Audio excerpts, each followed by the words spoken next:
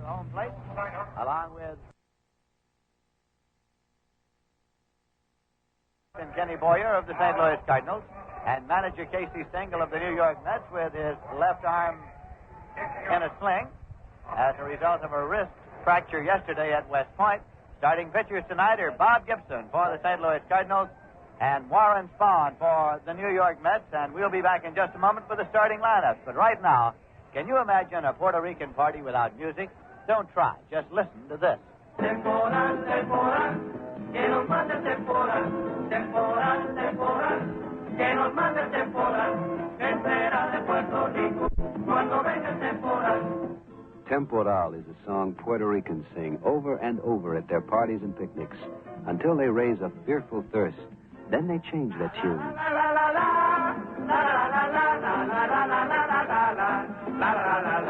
Seis Choreao is the song a Puerto Rican drinks to. He'll sit down, call for a beer, probably Rheingold extra dry. In fact, in New York City, where there are more Puerto Ricans than in all of San Juan, more people drink Rheingold than any other beer. And Rheingold is going great in New Jersey, New England, and Pennsylvania, too. Why do Puerto Ricans like Rheingold? We don't know. But we must be doing something right.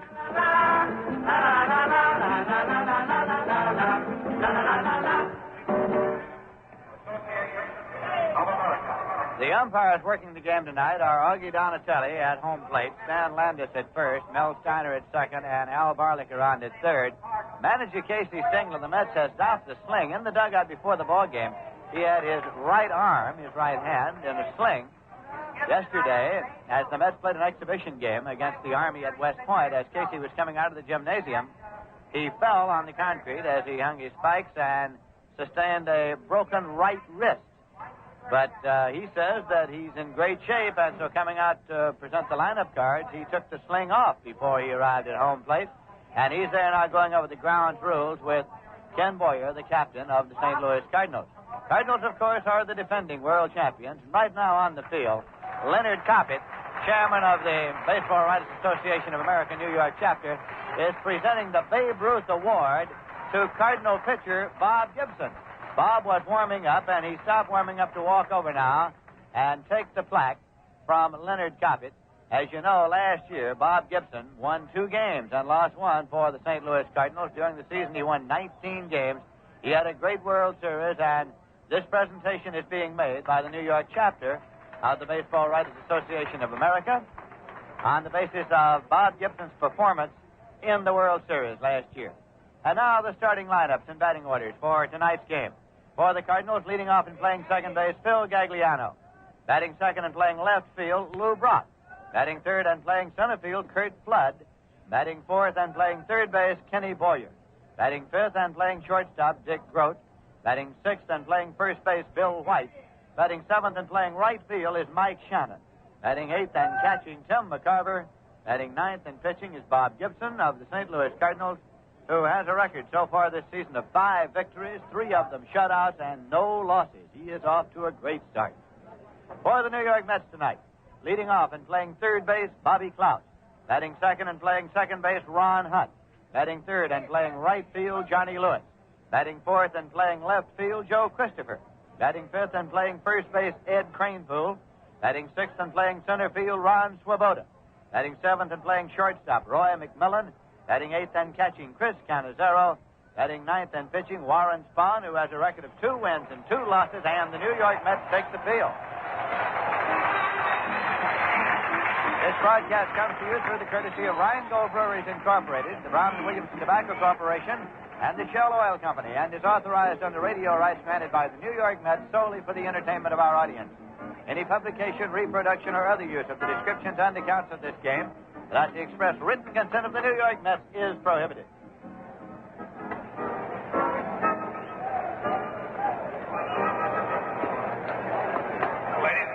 Spahn has arrived at the mound, and now, ladies and gentlemen, at Shea Stadium in New York, our national anthem.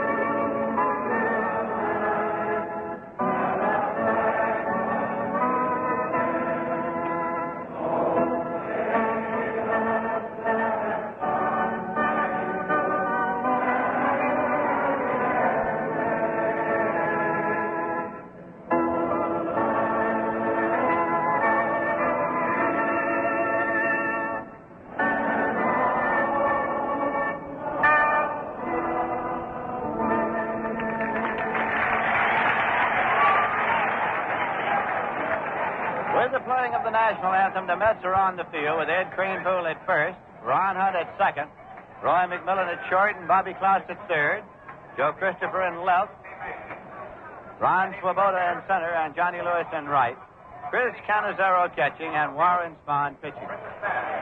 As you know, by midnight Pacific Coast time, 3 a.m. New York time, ball clubs must cut down to 25 players.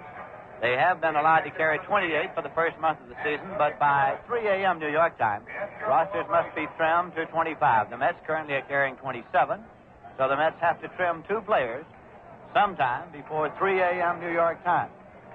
St. Louis Cardinals have assigned left-hand pitcher Dave Dowling on waivers to the Chicago Cubs, and thus the Cardinals are down now to their 25-player limit. Dowling had not appeared in a game for the Cardinals this season. He's gone to the Cubs on waivers. Phil Gagliano is up now, right-hand batter and second baseman, hitting .283. Warren Spahn looks in to get a sign. Starts the motion. Here's the first pitch of the ball game. And it's in there for a call, strike one.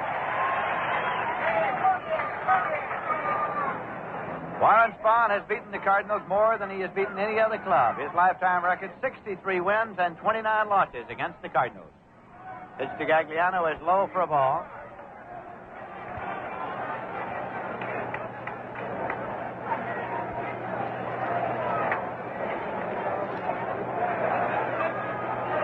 Spahn again works the pitch.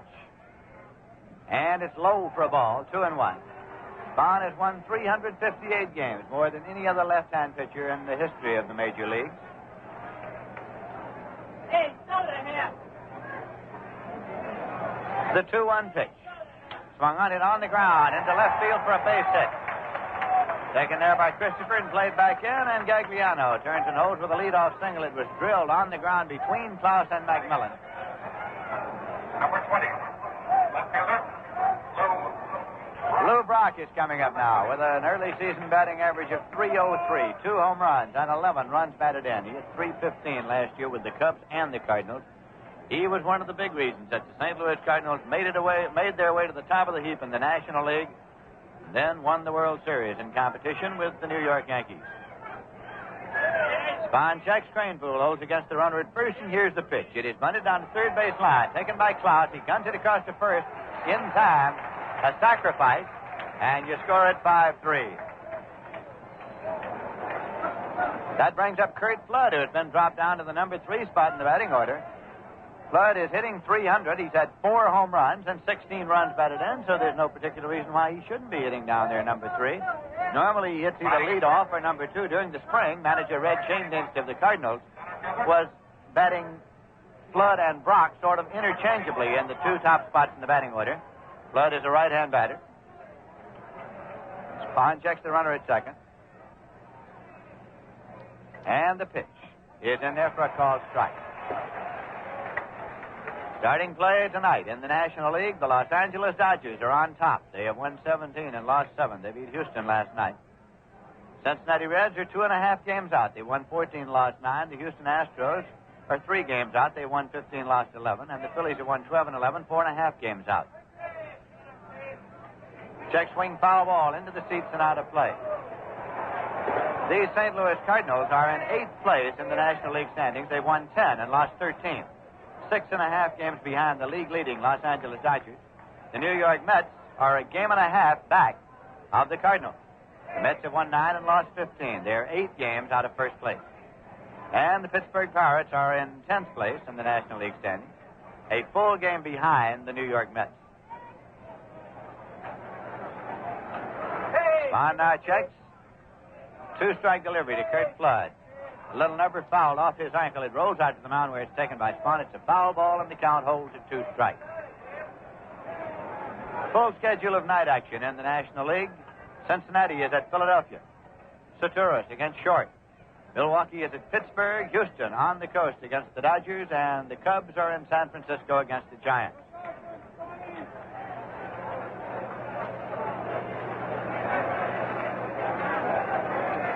Right here, 1 man out and a runner at second. No score, top half of the first inning. Spahn's pitch, low and away for a ball. 1-2 to Flood. Full schedule of night action in the American League. The Yankees are at Boston. Stottlemyre against Wilson. Detroit's at Washington. Wickersham against Kreutzer.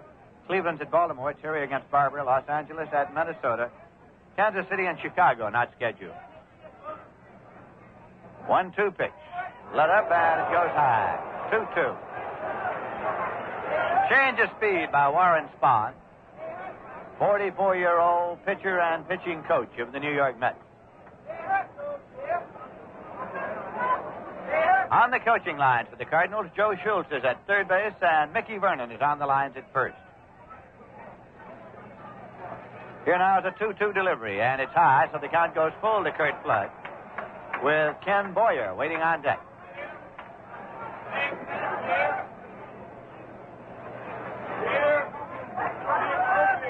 Spahn takes a moment now to work on the ball. Beautiful baseball night here at Shea Stadium. Plenty of room for you if you're in the vicinity. Come on out and see the Cardinals and the Mets. They play again tomorrow afternoon. Game time tomorrow at 2 p.m. This is a payoff pitch to Curt Flood. It hits in the dirt in front of the plate. Ball 4. Flood goes to first base with the base on balls. As Warren Spahn was pulling down on that one, and the ball hit in the dirt in front of the plate and was blocked by Canizero, with Gagliano holding at second base. Kenny Boyer coming up. Hitting .280, 2 home runs, 11 runs batted in. Most valuable player in the National League last year. One of 7 brothers, all of whom have played or are playing professional baseball.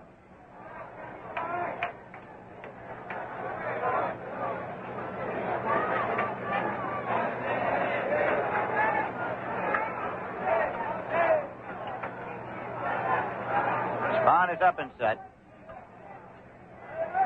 And the pitch. Low for a ball. Taken on a short hop by Chris Canizero. Waiting on deck now is Dick Groat. Manager Red Schoendienst of the Cardinals was asked about his impressions of Warren Spahn in spring training. The Cards and the Mets both train in the city of St. Petersburg. He said the only thing he saw bad about Spahn was his haircut. Here's the 1-0 pitch, and it misses outside for a ball. 2-0.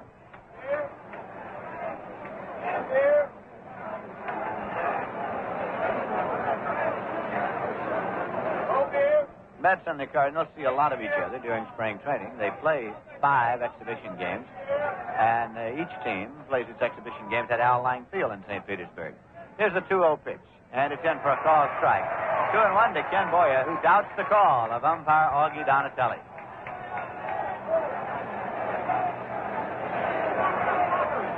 Boyer had been out of action with a back injury, but returned to the lineup recently. Bill White also had been out, but White's back in the lineup. Cardinals got off to a slow start. 2-1 pitch. Swung on and hit in the air, foul on the right field line. Lewis is over, but this one drifts into the seats and out of play. And the count holds at 2-2. Canizero goes out to the mound now to have a word with Warren Spahn. The Mets opening up this series with the Cardinals after having taken a series from the Milwaukee Braves. The Mets won 2 of the 3 games with the Braves. Mets, of course, had split a series, a 2-game series, with the Philadelphia Phillies. So they're 3-2 on the homestand right now.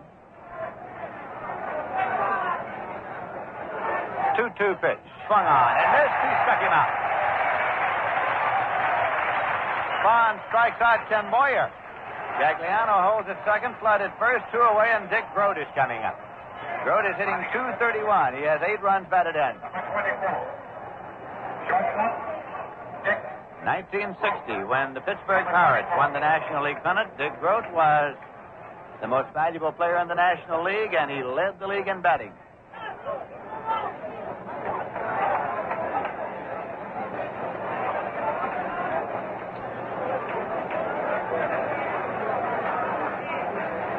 Here's a pitch, and it's in for a call strike to Groat. Groat came to the Cardinals from the Pittsburgh Pirates in exchange for pitcher Don Cardwell and infielder Julio Gotay.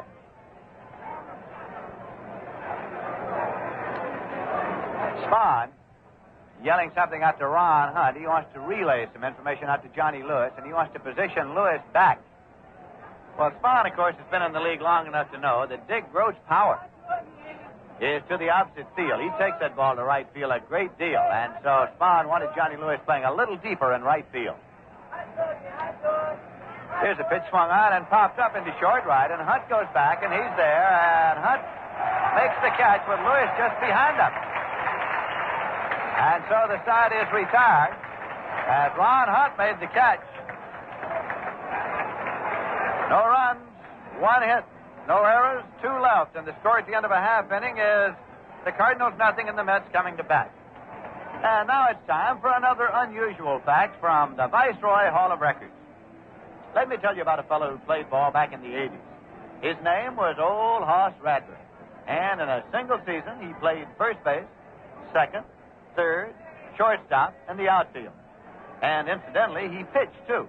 Matter of fact, as a pitcher, Old Hoss won 60 games that year. And now here's the story of another winner, Viceroy. Viceroy's got the filter for the taste that's right. If you're a filter smoker and you try smoking all 7 leading brands, you'll find some taste too strong, as if they didn't even have a filter. And some other brands taste too light. They never seem to satisfy your taste. But you take Viceroy now. Viceroy is not too strong and not too light. Viceroy's got the taste that's right. Right, singers? Viceroy's got the taste that's right. Not too strong and not too light. The taste that's right. We're going to the bottom half of the first inning. Bobby Klaus is coming up to lead off for the New York Mets. The Cardinals are on the field with Bill White at first, Phil Gagliano at second, Dick Groat at shortstop, and Ken Boyer at third. Lou Brock is in left field, Kurt Flood is in center, and Mike Shannon is in right. Tim McCarver is the catcher.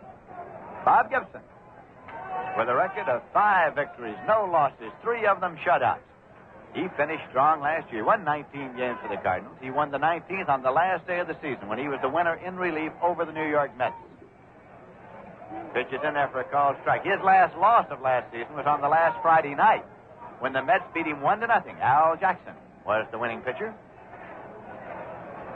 Again, Gibson with the pitch. Swung on and missed it, strike 2. Klaus is hitting 158. He has 1 game-winning home run and 4 runs batted in.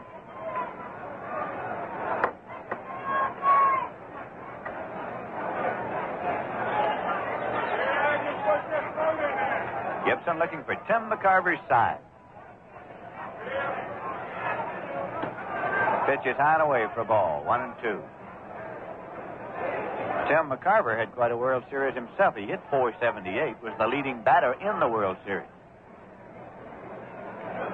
Here's a 1-2 pitch. Swung on and lined into center for a base hit for Bobby Klaus.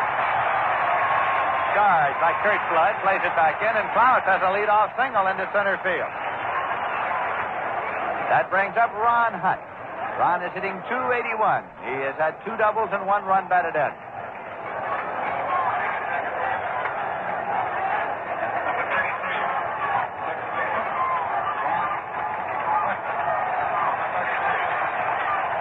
Bob Gibson on the mound tonight for the Cardinals set a new series record for strikeouts in the World Series with 31, including 13 in the 5th game. That's a figure that's been beaten only twice in all of World Series competition.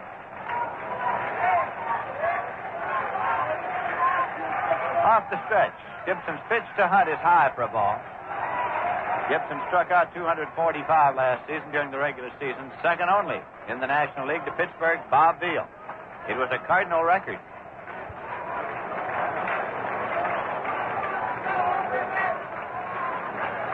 Pitch is swung on and fouled off to the right side and out of play. A 1-1 count to Ron Hunt with Johnny Lewis waiting on deck. Yogi Berra is on the coaching lines at first base for the Mets, and Don Hefner is the Met coach at third.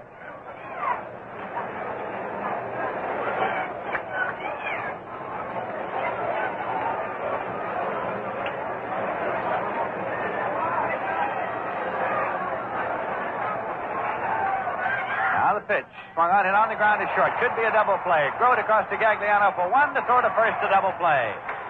It goes 6-4-3 if you're scoring. 2 away, nobody on base, and Johnny Lewis coming up. Enjoy the game with the Viceroy. Viceroy's got the filter for the taste that's right. Right fielder.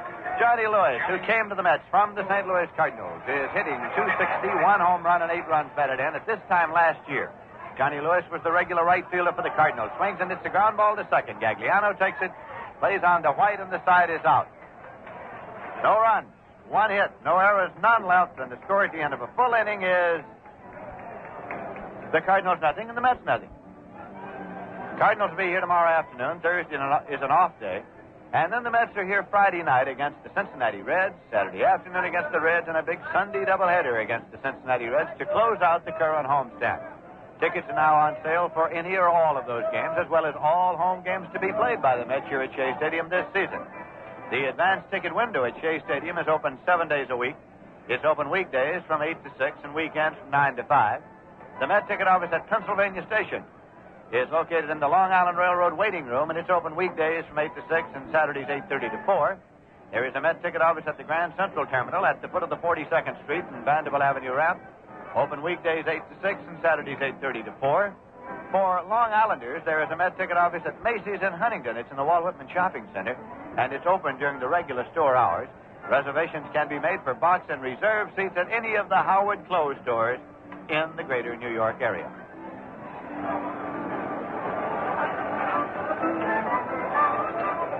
In the top of the second, Bill White is up to lead off for the St. Louis Cardinals. He's hitting .256. He's had 4 home runs and 12 runs batted in. First baseman, Bill White. Number 12.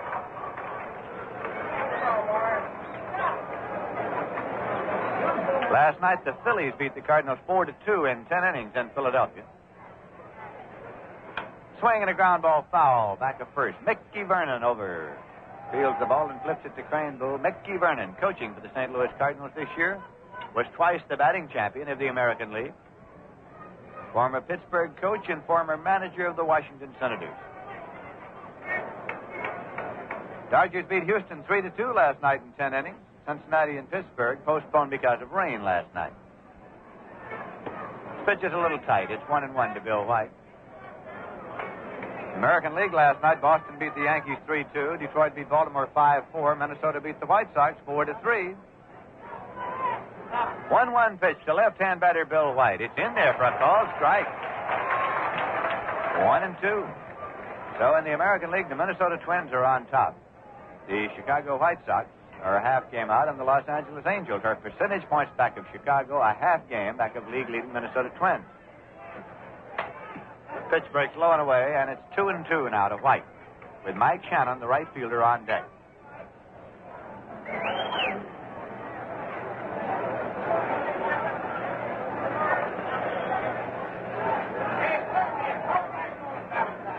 Here's a 2-2 delivery. Swung on. His second strikeout for Spahn.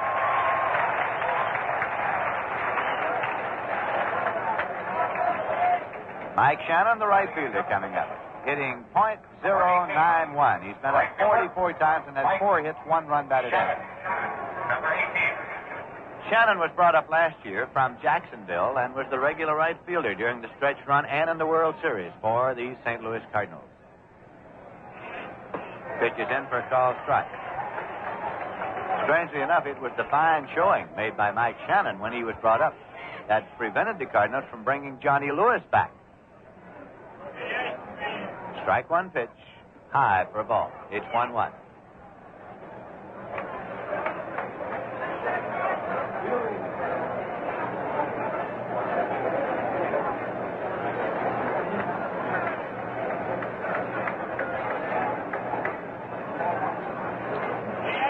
Here is a 1-1 delivery, and it's low for a ball. Seated in the Cardinal club box just to the home plate side of the Cardinal dugout is Vice President Stan Musial, Cardinal Vice President Stan Musial, and General Manager Bob Howsam of the Cardinals is there also. Here's a 2-1 pitch, and it's low for a ball. Stan Musial, Bob Howsam, and manager Red Schoendienst helped raise a duplicate of the Cardinals World Championship flag over the Missouri Pavilion at the World's Fair today.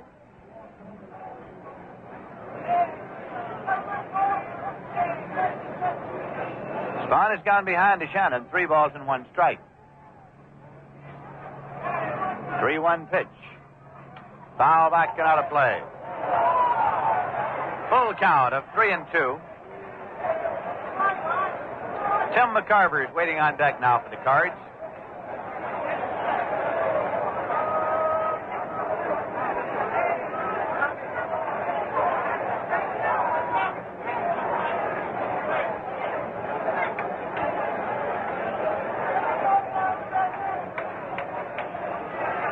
This is a payoff pitch.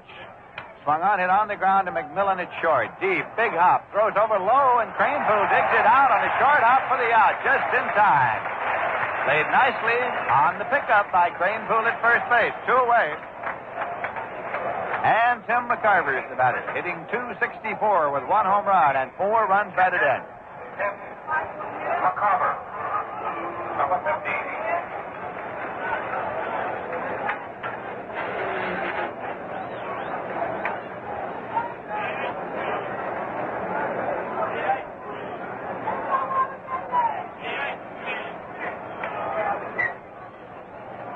Spahn's pitch to the left-hand batter. Hit in the air to center field. Ron Swoboda back. He's there, and he makes the catch. So Spahn gets the Cards out in order in the top of the second. No runs, no hits, no errors, none left. The score at the end of an inning and a half is the Cardinals nothing and the Mets nothing. Is this one of those days when you're not yourself? Even if you are, you'll feel more so when you listen to this. I'm not myself at all, Molly dear, I'm not myself at all. This song gets sung over and over at Irish parties and picnics until the singers raise a ferocious thirst. Then they change their tune. Come fill up your glasses and drink what you will. I'm a man you don't need every day. This is a traditional Irish drinking song, and often the beer they drink is Rheingold Extra Dry. In fact, in New York City, where there are more Irish than in the whole of Dublin, more people drink Rheingold than any other beer. And Rheingold is going great in New Jersey, New England, and Pennsylvania, too. Why do Irish Americans like Rheingold? We don't know, but we must be doing something right. I'm a man you don't meet every day, every day. I'm a man you don't meet every day. Going now to the bottom half of the second inning, and Joe Christopher is up to lead off for the New York Mets. Joe is batting cleanup tonight in manager Casey Stengel's batting order.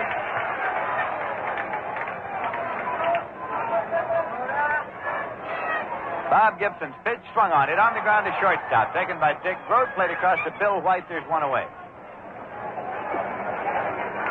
And that will bring on Ed Cranepool, the first baseman.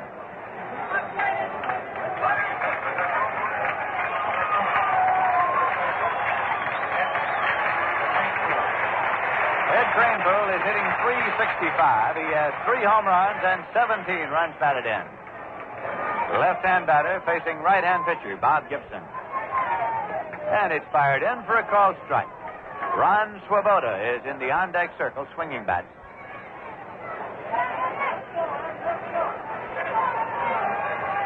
This pitch is low, hits in the dirt, dug out by McCarver. It's 1-1.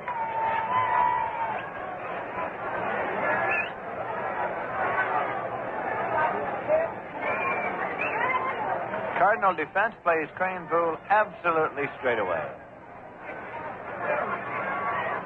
This pitch is in for a call strike. Good pitch by Bob Gibson.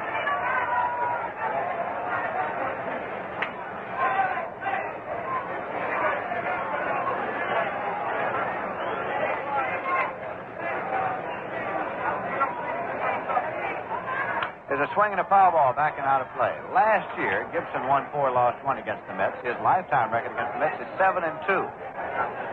Those 2 games that the Mets won from Gibson were each 1-0, and Al Jackson was the Mets winning pitcher in each of those games.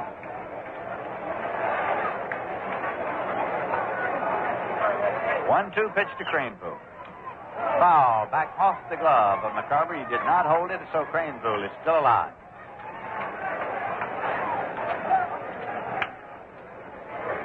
Gibson is 29 years of age. Alumnus of Creighton University. Swing and a ball hit in the air to left field. Right there is Lou Brock, and he makes the catch. 2 away, nobody on base. And Ron Swoboda is the batter, hitting .286 with 7 home runs and 14 runs batted in. He's caught on. Listen to the crowd reaction to the announcement of Swoboda. Well, it proves what everybody's known for a long time. Baseball fans like people who hit the ball a long way.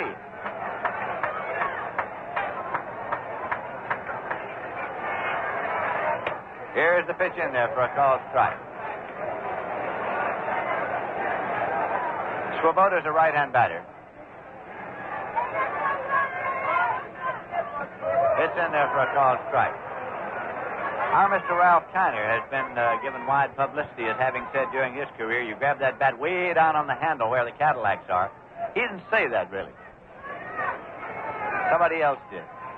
But it was credited to Ralph. Still is. Roy McMillan's waiting on deck. 2-strike delivery, and it's high for a ball. 1-2.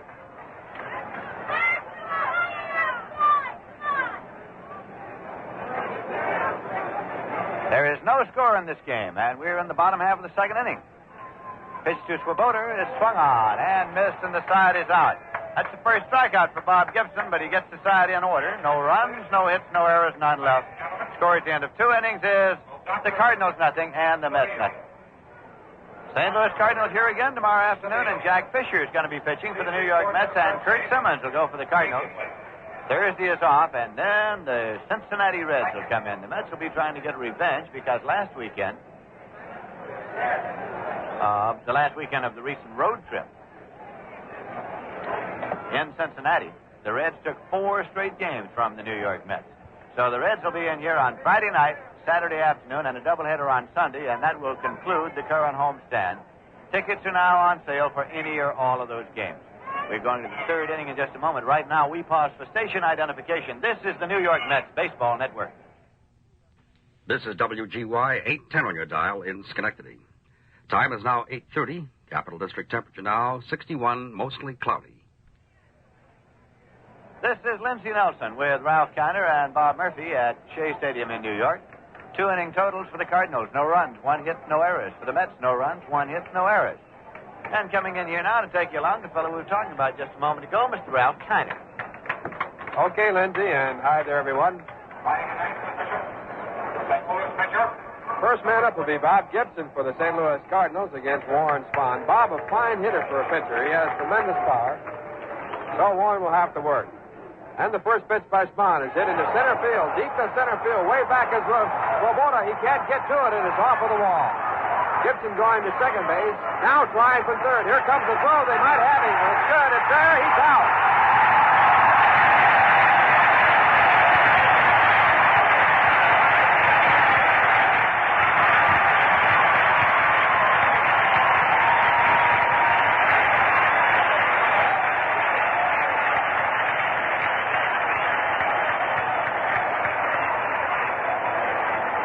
With a long double off the center field wall. And when he tried to make it a 3-base hit, he was thrown out on a fine relay. Going from the center fielder Ron Swoboda to Roy McMillan and then over to Bobby Klaus, who took a throw in the dirt to make a fine play there to complete the out at third base. And now with 1 away, the batter will be Phil Gagliano. And he takes low. It's ball 1.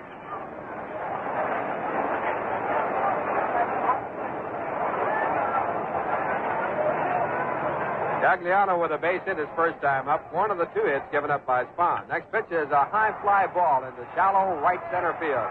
Johnny Lewis calling for it, and he makes the catch. So quickly, 2 away. And it brings up Lou Brock. Lou sacrificed his first time up, his average at .303. Cardinals got their first man on, Phil Gagliano in the first, then bunted him to second base. Kurt Flood, who is the on-deck batter right now, walked in the 3-2 pitch. But then Warren Spahn settled down to strike out Ken Boyer and pick up Dick Grode on a pop-up at the second. And the first pitch to Brock. It's down low, ball 1. 1 ball, no strike.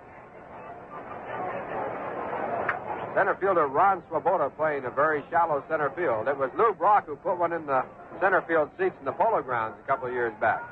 Next pitch back is inside corner. It's a strike. Lou, the only man to hit one in there on the right field side of center field. Hank Aaron hit one in on the left field side, and the first man to hit one in there, only 3 hit altogether, Joe Adcock. That was on the left field side, too. Now the 1-1 delivery. Curveball. Good one on the outside corner. Strike 2. 1 ball, 2 strikes.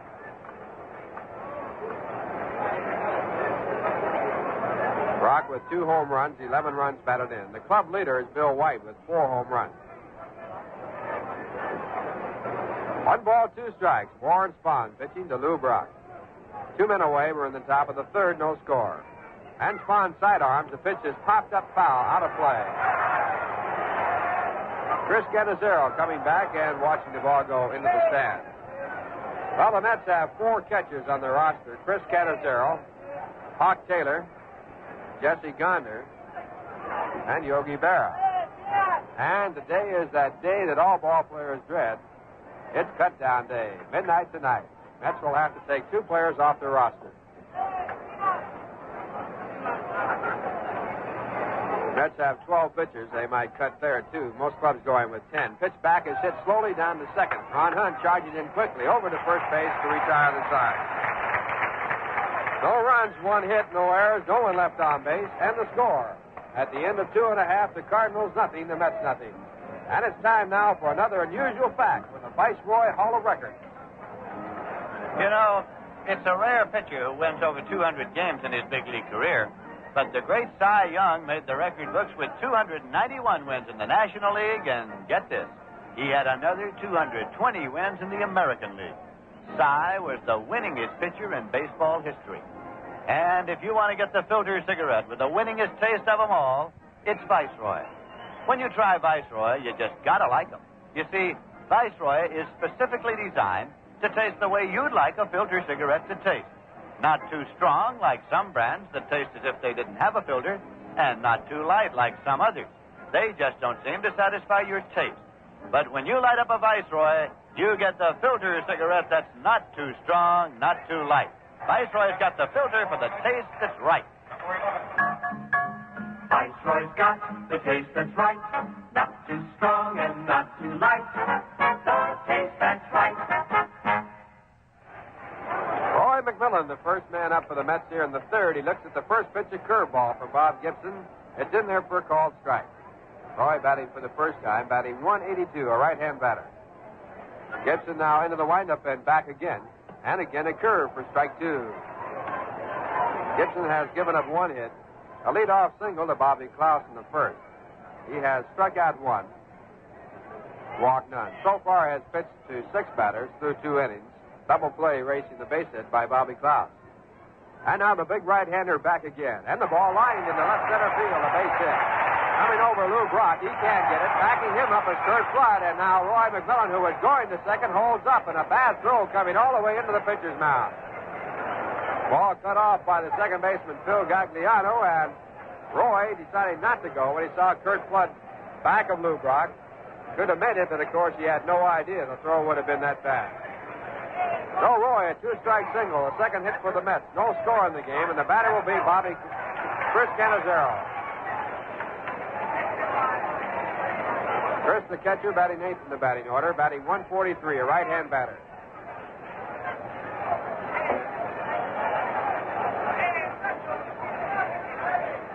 And the first pitch to Cannizzaro, swung on and missed, strike 1, a fastball about leather high. Chris looking for his first run batted in. He is at 7 hits and 49 times up. Now checking with Don Hefner, the third base coach. On deck batter, Warren Spahn. And a throw to first base finds McMillan back with no tag by Bill White. For the Cardinals, White at first base, Phil Gagliano at second base, Dick Grote at shortstop, and Ken Boyer at third. Tim McCarver, the catcher, sending out the signs. Again the first, again no tag. Gibson trying to hold McMillan close at first base in case of a hit and run. No score, no one out. We're in the bottom half of the third. Now the pitch. It is taken in there for a called strike. Squaring around his loader bunt, Chris Canizero. So the count now at 0-2. 0-2.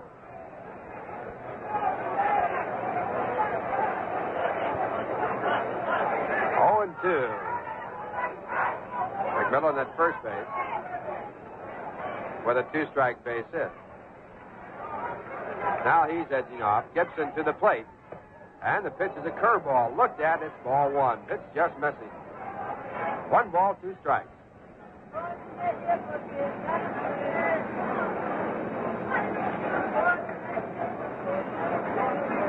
Bob Gibson, who likes to work fast, now taking just a little bit more time.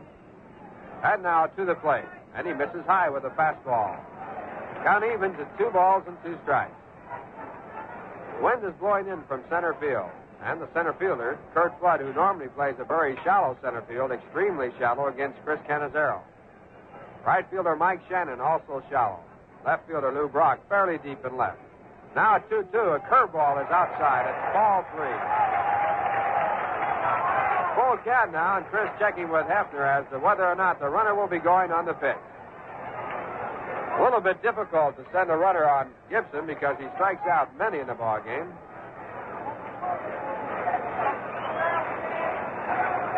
McMillan at first base, edging off. He goes. The pitch is taken high. Ball 4. So Roy McMillan, who was running, moving down to second base on the walk to Chris Canizero. The Mets with runners at first and second with no one out, and Warren Spahn coming up.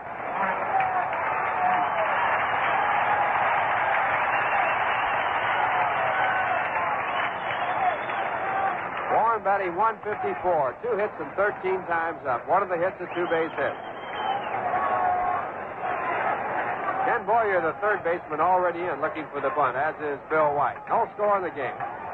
Spahn squares around, bunts out toward the mound. Gibson quickly off, does not go to either second or third, goes to first base. So a good break for the Mets. Gibson, who was confused on the play,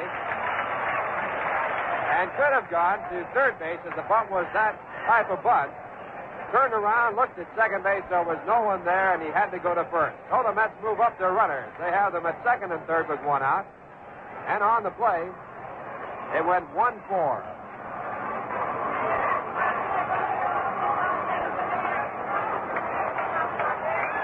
Spahn credited with a sacrifice, and the batter coming up is Bobby Klaus.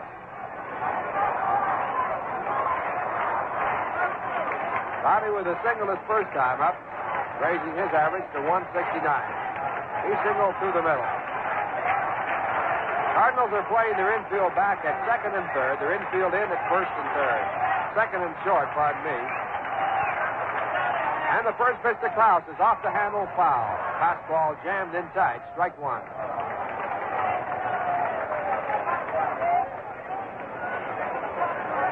Cardinals, no runs, 2 hits. The Mets, no runs and 2 hits. But the Mets with runners at second and third with 1 out here in the bottom half of the third.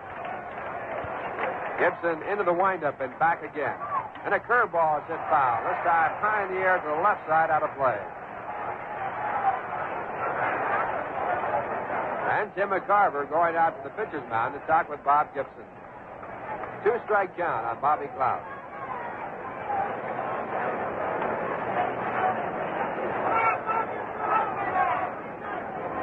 Tim McCarver, after the conversation, coming back to home plate.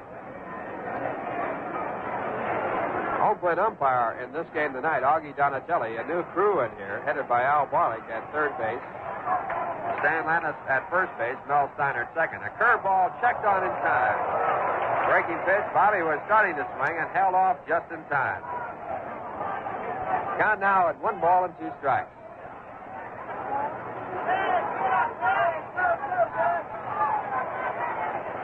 Roy McMillan at third base. Chris Canizero at second. Gibson reading the signs from Tim McCarver. Now into the windup. His next pitch, curve way inside. So the count now at 2 balls and 2 strikes.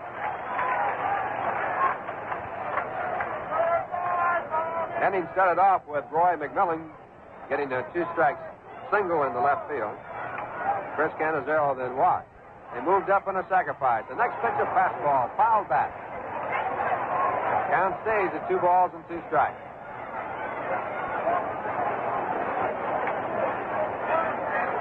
Gibson with a record of 5 wins and no losses this year. 3 of them shutouts. Here's the 2-2 pitch again. It's foul. Off to the right side. So Bobby Cloud things tough. Staying in there, the count holding at 2 balls and 2 strikes.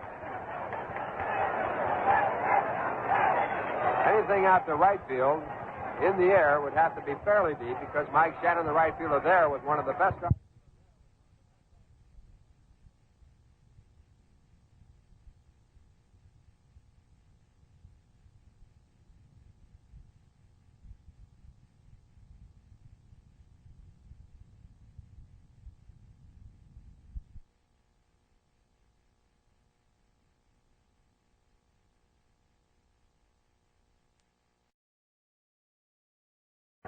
Gibson reading the signs from Tim McCarver. Now into the windup. His next pitch. Curve way inside.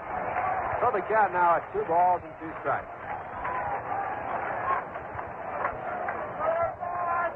Inning started off with Roy McMillan getting a 2-strike single into left field. Chris Canizero then walked. They moved up on a sacrifice. The next pitch, a fastball, fouled back. Count stays at 2 balls and 2 strikes.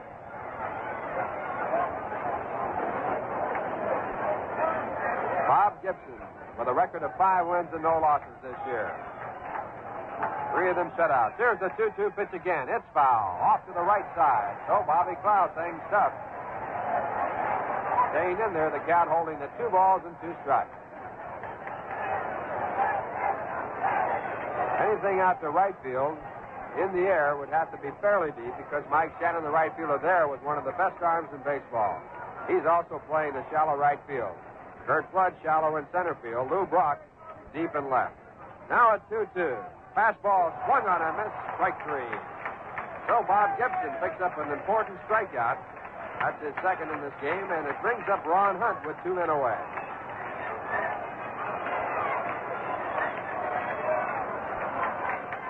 Ron hit into a double play his first time up. He's batting at .273, a right-hand batter with no home runs and 1 run batted in.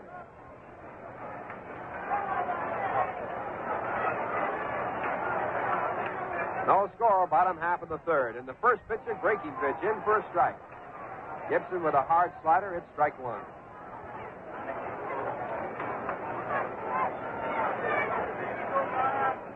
Infield deep all the way around, except at third. Boyer protecting against the bunt. Next pitch back inside, a fastball this time. 1 ball, 1 strike.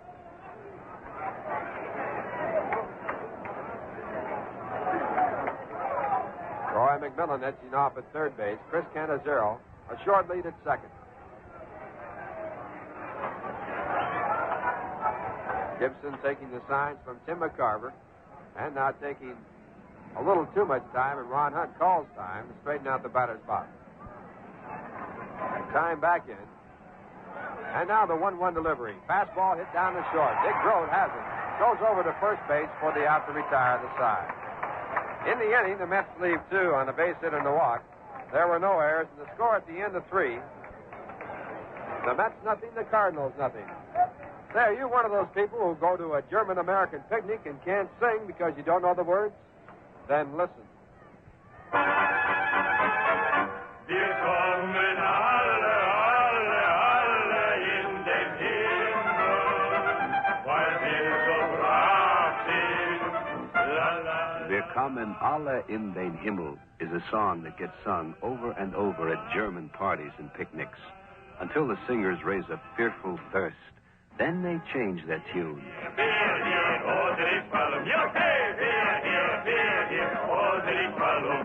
Beer here is the traditional German call for beer, and often it's Rheingold Extra Dry they call for. In fact, in New York City, where there are more Germans than in all of Heidelberg, more people drink Rheingold than any other beer. And Rheingold is going great in New Jersey, New England, and Pennsylvania, too. Why do German Americans like Rheingold? We don't know. But we must be doing something right.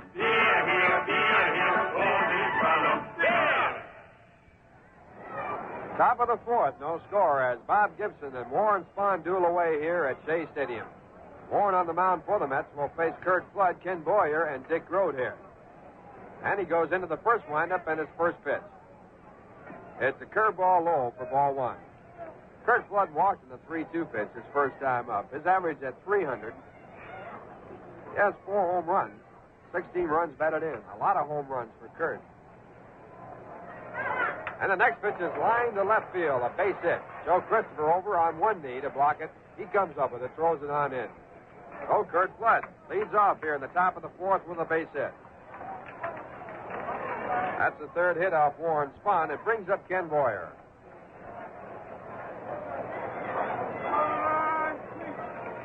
Ken struck out on the screwball his first time up.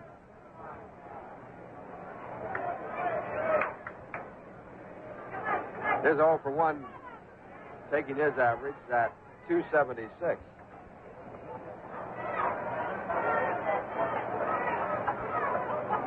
Right-hand batter, most valuable player. The runner goes, and the pitch fouled off. Strike 1. Hit and run play put on by the Cardinals, but Spahn picks up a strike.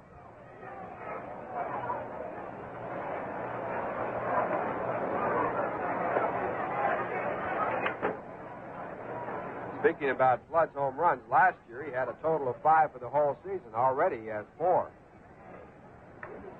Now Spahn checking the signs. Flood already off at first. Spahn not even on the pitching rubber. He goes to first base, but Flood back. Flood edging off now again. 1 strike count on Ken Boyer. And Spahn to the plate. The pitch inside. 1 ball, 1 strike. Canizero faking the throw to first base. No score in this game. No one away, top of the 4th. Other games in the National League. Cincinnati nothing, Philadelphia nothing after 1.5. Satoris against Short. Milwaukee nothing, Pittsburgh nothing after 1. Blasting game against Cardwell. So not a run scored in the National League so far. 1-1 delivery, a pitch out. Floyd draws the throw at first base, but he gets back in time.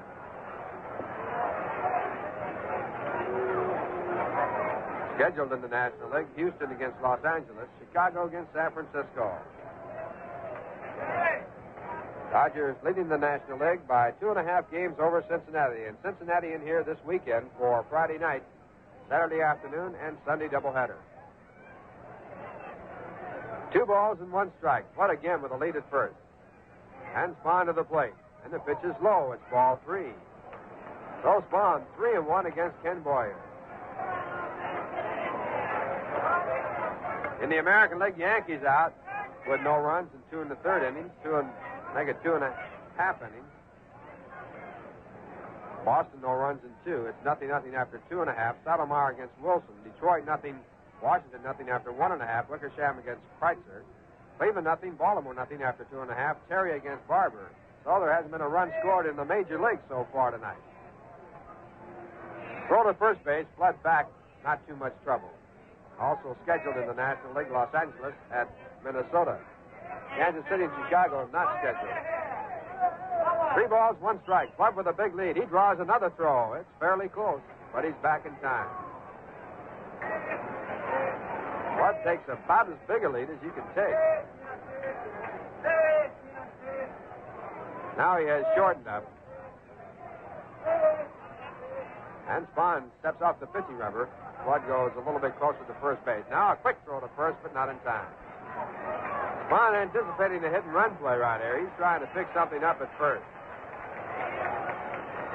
Now he sets again. And the 3-1 pitch with the runner going is fouled away. Ball going out of play on the first base side. The count goes up to 3 balls and 2 strikes, and Flood goes back to first.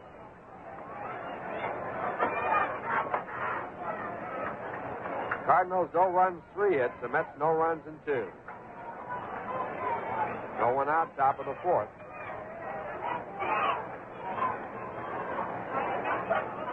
On deck batter, Dick Gross. And Flood again with that lead. And again he draws the throw, and he's back safely.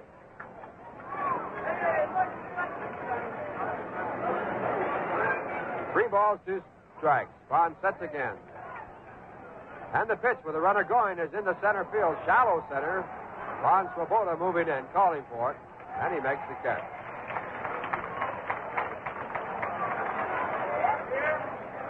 Spahn hanging tight, picking up Ken Boyer. Now he'll pitch to Dick Gross.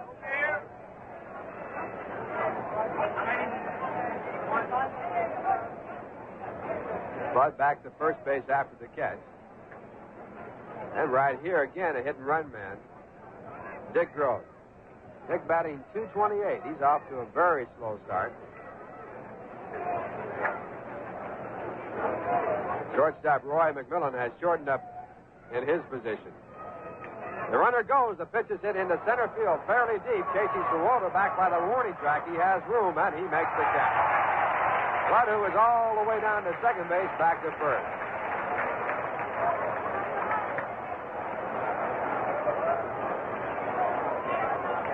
Two away now, and it brings up Bill White. Bill was curved out his first time up. Batting at .253 with 4 home runs and 12 runs batted in.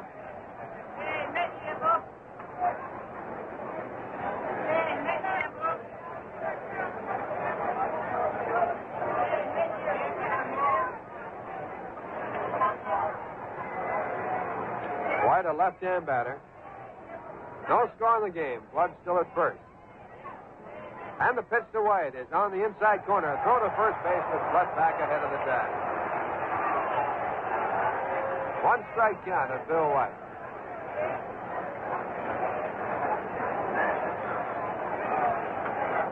Mets are determined to work around on Kurt Flood at first base. Again, he leads off.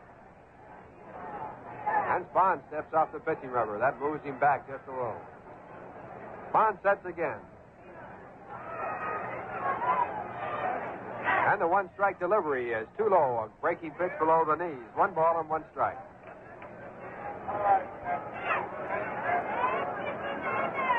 Flood led off the inning with a single to left field. Then Ken Boyer flied out to center field, shallow center field on a 3-2 pitch. Dick Grote out to deep center field on the first pitch. And now they count 1 ball and 1 strike and Bill White. A sidearm fastball hits the short, second base, and he catches the ball. Little looping ball off the handle to Ron Hunt to retire the side.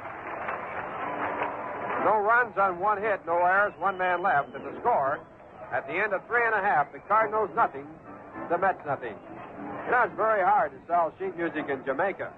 They make up songs wherever they need them, like this. Having a party, eating rice and peas, dancing happily as you please. Charming lady with a very nice smile. Think I'll talk to her for a while. Think I'll talk to her for a while. When Jamaicans get together for a party, the beat is calypso and the songs are made up on the spot. The party was hilarious as it could be, but in the morning there was news for me. The penny was a man play wedding tune on his pipe. The smiling lady is now my wife. The smiling lady is now his wife. And when the singer finds his throat a little dry, something refreshing will be improvised. Probably Rheingold beer. In New York City, where there are more different kinds of people than in any other city in the world, more people drink Rheingold Extra Dry than any other beer. And Rheingold is going great in New Jersey, New England, and Pennsylvania, too. Why do Jamaicans like Rheingold? We don't know, but we must be doing something right. Bottom half of the 4th, Johnny Lewis to lead off for the Mets against Bob Gibson.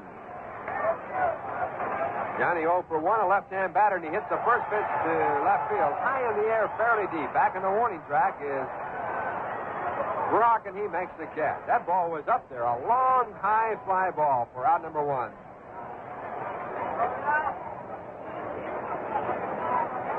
One pitch and 1 away, and Joe Christopher comes in.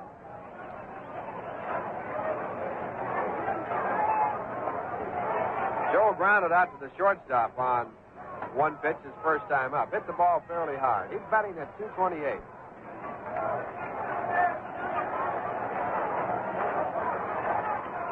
And the first pitch is taken, ball 1. Christopher moving out to decoy a bunt on Ken Boyer, who's playing a fairly shallow third base.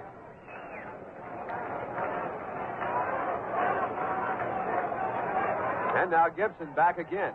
And the slider is outside. It's 2 balls, no strike. Bob has given up 2 hits, 1 in the first, 1 in the third. He has struck out 2 and walked 1. And the right-hander back with a breaking pitch again. Strike one on the outside corner up around the letters. Count now at 2 balls and 1 strike.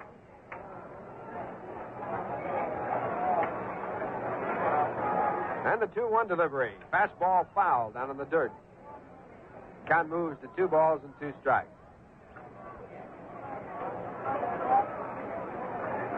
Tim McCarver, the catcher for the St. Louis Cardinals, out now to give out the sign. And Gibson now at 2-2. Pitch is hit on the first base side in foul territory. Bill White over by the coaching box, and he makes the catch. Christopher tried to hold up in a swing on that one, got the bat too far around and popped it up. Now with 2 down, it'll bring up Eddie Cranepool.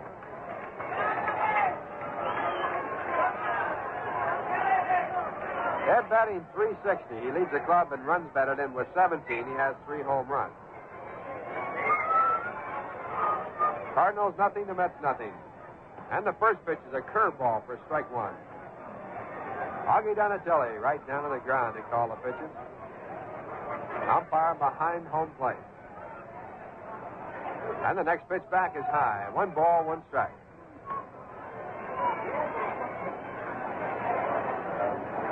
Pictures of the old-time umpires, you see them standing up almost at attention. Now, of course, National League umpires as low as they can get. A let-up is in the dirt. It's ball 2. 2 balls and 1 strike.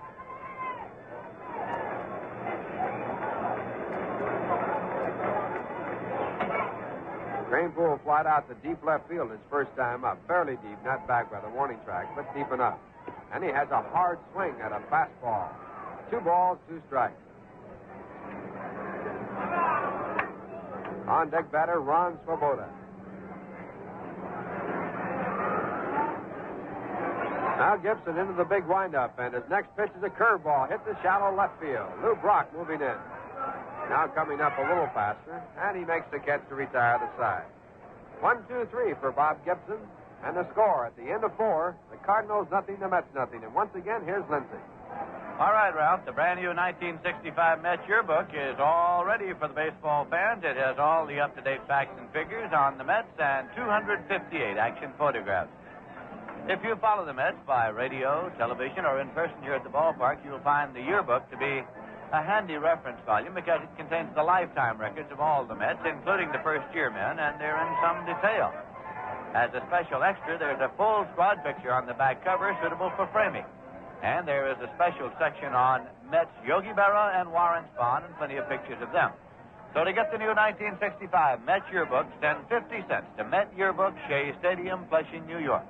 Repeating, the address is Met Yearbook, Shea Stadium, Flushing, New York.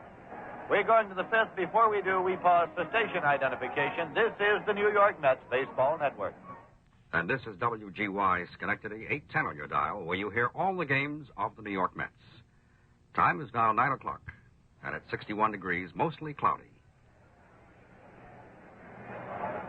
This is Lindsey Nelson with Ralph Kiner and Bob Murphy at Shea Stadium in New York. 4 inning totals in this game. For the Cardinals, no runs on 3 hits and no errors. For the Mets, no runs, 2 hits, no errors.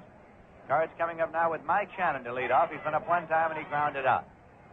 By midnight Pacific Coast time, and that is 3 a.m. New York time, teams must cut down to squad limits of 25 players. So there will be personnel moves made throughout the course of this evening by various Major League ball clubs as they make moves to get down to the squad limit. And we'll tell you about them as we learn of them. Now the pitch is in there for a called strike. Shannon hitting .089 up to this point. He's been up 45 times and had 4 hits so far this season. Here's a swing on a drive to deep left center, but Ron Swoboda is over there near the edge of the winding track. He's called and he makes the catch. There's 1 away. That'll bring up Tim McCarver, who's been up 1 time and flied out to center field. McCarver is a left-hand batter. So far, the Yankees have recalled infielder Horace Clarke in a player move. The Washington Senators have given Roy Sievers his unconditional release. They have returned pitcher Dallas Green to the Phillies. They have sent pitcher Nick Wilhite to Spokane. Spahn's pitch is low for a ball to Tim McCarver. The Cleveland Indians have sent pitcher Stan Williams to Portland. Stan Williams, whom they got from the Yankees, and the Yankees got him from the Los Angeles Dodgers, and now the Indians have sent Stan Williams to Portland. And the pitch is in for a called strike. Already the Cardinals are down to their 25-player limit, and they got down to the 25-player limit by sending left-hand pitcher Dave Dowling on waivers to the Chicago Cubs. The New York Mets are carrying 27 players at this time, so they must cut down to 25. Here is the 1-1 pitch. Swung on and lined into right field for a base hit. Johnny Lewis over, cuts it off, up with it, and holds McCarver to a single to right. That brings up pitcher Bob Gibson. This man can swing a good bat, as he proved when he came up in the third inning and doubled into the warning track and off the wall in center, and then was thrown out trying to stretch it into a triple. He is a fine all-round athlete, a former basketball star at Creighton University, one-time member of the Harlem Globetrotters, professional basketball team.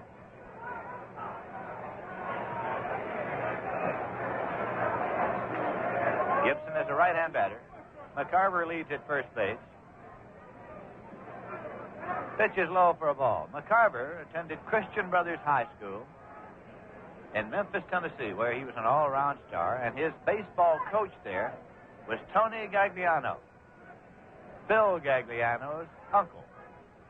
Phil and Tim now, of course, are teammates, both in the lineup tonight for the Cardinals. 1-0 pitch. Inside. He zipped him right at the belt buckle. Missed by an inch. 2-0.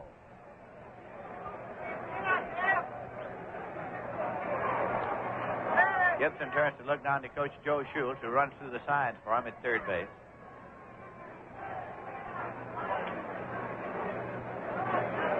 The Cardinals this year under the management of Red Schoendienst.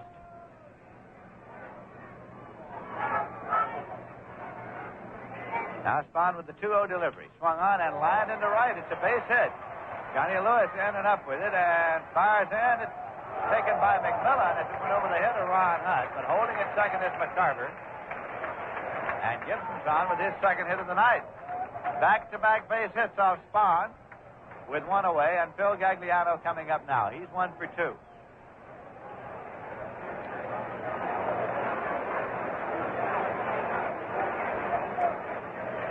Gagliano is hitting .292 to this moment. Bob Gibson's getting the jacket on down there at first base with a little help from Coach Mickey Vernon.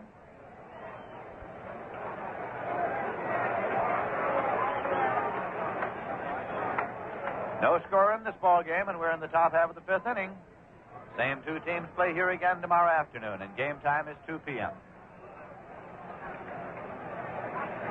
Spahn is up and set now as Cardinal runners lead at first and second. Pitch to the right-hand batter, and it misses outside for a ball. As Ralph Kiner was noting, umpire Augie Donatelli gets down on that right knee, right down on the ground on each pitch. He's right down there in the dirt.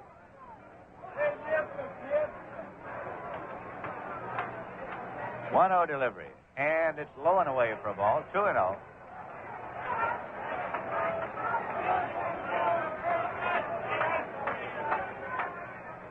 Stan Landis is the umpire at first. Mel Steiner is the umpire at second, and Al Barlick is the umpire at third base. Al Barlick is the senior umpire in the National League.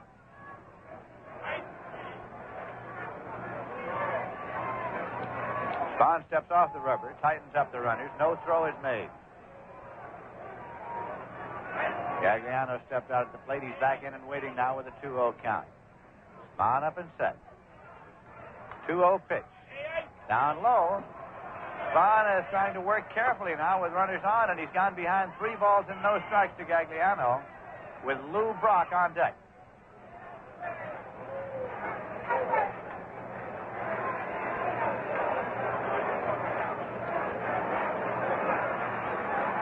Tim McCarver, the runner at second. Bob Gibson, the runner at first. This is a 3-0 pitch. And he walked him on 4 pitch balls to load the bases with 1 man out. That is the second walk issued by Spahn. Brings up left-hand batter Lou Brock, who has sacrificed and grounded out second to first. Let's see how the Mets play the infield now. Hunt and McMillan looking into the dugout for instruction from manager Casey Stengel. It is a managerial decision. And at this moment, the Mets have the infield back at double play depth, with Klaus at third, playing even with the edge of the grass on the left-hand batter. Cranefoo playing deep and behind the runner at first base. Here's the pitch swung on and hit on the ground towards second. It can't be a double play. And now, a collision between Hunt and Phil Gagliano, and Hunt is down with his head on the ground. A collision between Hunt and Gagliano, and the out call is made there. And Hunt is still down on the ground. And manager Red Shaindish is coming out now. Coach Schultz is protesting to the umpire. Mel Steiner at second. It was a slow roller hit the second base. And Hunt came in to field the ball, and there was a collision between Hunt and runner Phil Gagliano. Of course, the base runner must allow the fielder the base path in fielding the ball, but the Cardinals are contending that Hunt made the contact after he got to the ball. However,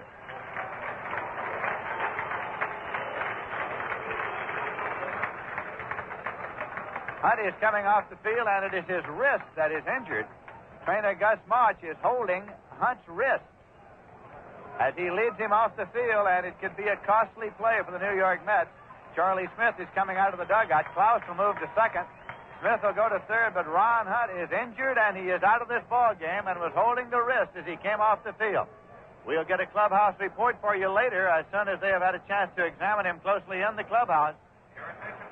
But Ron Hunt is not a man who comes out of a ball game if there's any possible way to stay in it. Klaus moves to second, and Charlie Smith goes in and plays third.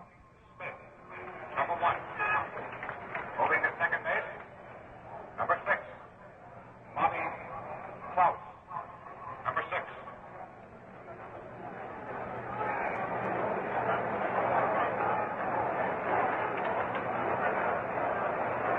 We'll give you a report on Hunt as soon as we get one. There is also a possibility that it could have been a collarbone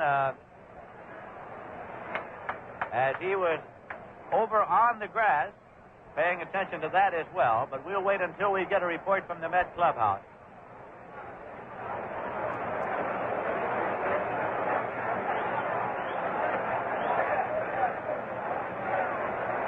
McCarver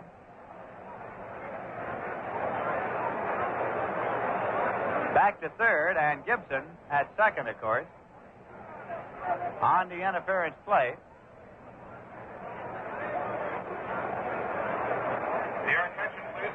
Kurt Flood is coming up. On the last play, Lou Brock is the runner at first. There are 2 men out. Cardinals did not score a run. Runners could not advance, of course, on the interference. No run scored as runners could not advance, and that information is being given to the fans. Kurt Flood is up now with 2 men out. The put-out goes to Hunt as Gagliano is out. Base is still loaded, and here is Warren Spahn's pitch. Swung on and line 1 hop to Klaus. He'll go to first base, and the side is out without a run having been scored. So in, top half of the 5th inning, the St. Louis Cardinals got no runs. They had 2 hits. There were no errors and 2 left. And the score at the end of 4 1/2 innings is the Cardinals nothing and the Mets nothing. You want to get better performance from your car? Listen to this. A driving tip from Shell. How safe are your brakes? Why not test them right now while you're driving?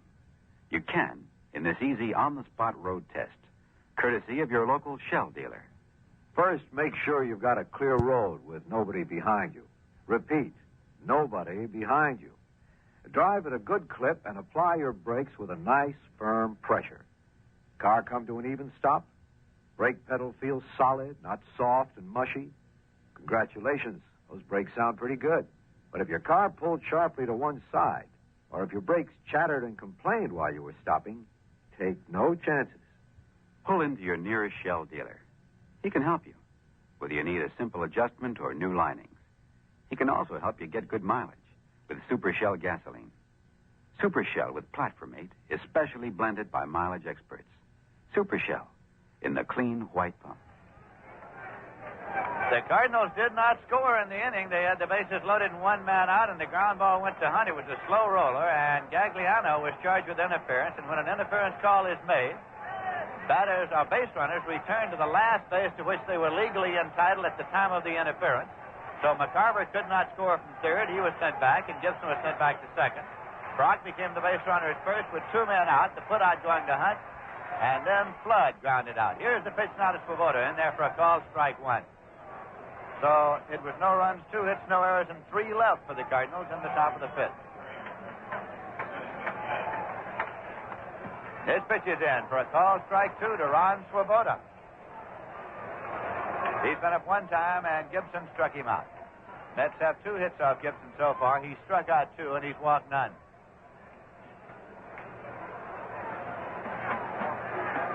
Swing and a miss. He jammed him, and he got that bat around quickly. So Swoboda's been struck out for the second time, and Roy McMillan's coming up. Join your union group at Shea Stadium for the AFL-CIO Salute to Labor doubleheader next Sunday, May 16th, when the Mets play the Cincinnati Reds. Call 989-4070 for ticket information. This announcement brought to you by Rheingold Breweries. It's a swing and a drive down the left field line, a fair ball. Over to get it is Brock. McMillan turns and holds. The throw goes into second base, and McMillan has his second hit of the ball game. That is hit number 3 for the Mets off Gibson, and McMillan has 2 of them. Chris Cannizzaro is coming up.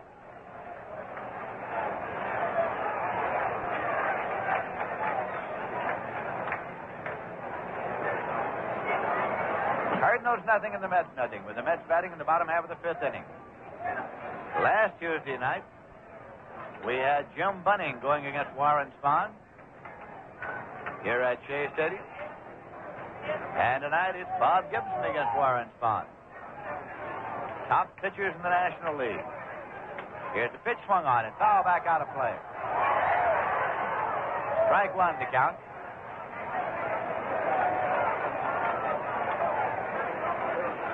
Spahn is kneeling in the on-deck circle for the New York Mets.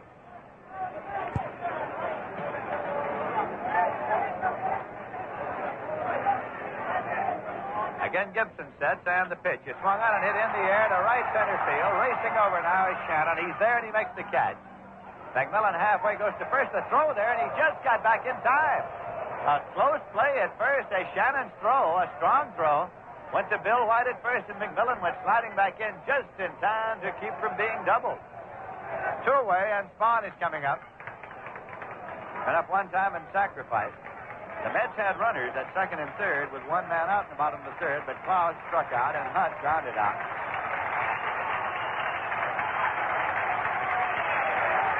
Warren Spahn at the plate, a left-hand batter.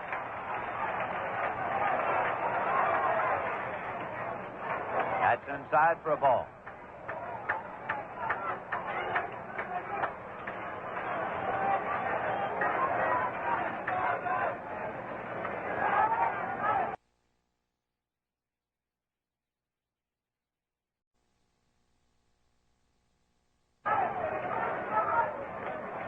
Gibson sets. 1-0 pitch, and it's high. Ball 2.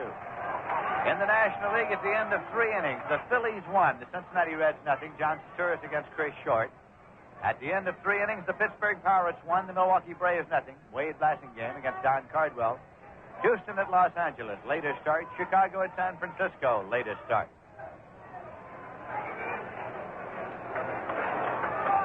McMillan leads. 2-0 pitch to Spahn. In there for a called strike. The end of 3.5, the Yankees 2 and Boston 1. Stottlemyre against Wilson. Yastrzemski homered in the third with nobody on for Boston. The end of 2.5, Washington 1, Detroit nothing. Wickersham against Kreutzer. Here's a 2-1 pitch. Swung on and missed. It's 2-2. The end of 4.5, Cleveland 2, Baltimore nothing. Ralph Terry against Steve Barber. Los Angeles at Minnesota, later start. Kansas City and Chicago not scheduled. Right here, it is the Cardinals nothing, the Mets nothing. In the bottom half of the fifth inning. 2 men out, a runner at first. Pitch is swung on and line foul. Into the seats and out of play.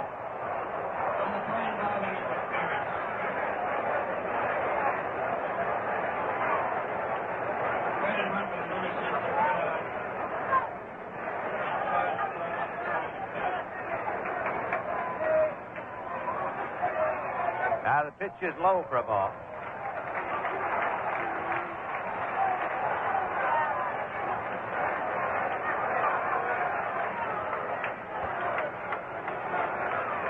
Full count, so McMillan with 2 men out will be moving on the pitch. There he goes. Foul ball, back and out of play. If you're keeping a scorecard on the interference play of the last inning, give Hunt a putout, unassisted, on the interference play, and charge Lou Brock with a time at bat. He hit the ground ball.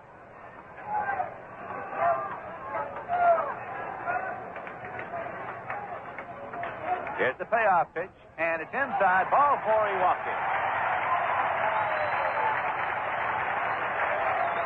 That's the first walk issued by Bob Gibson.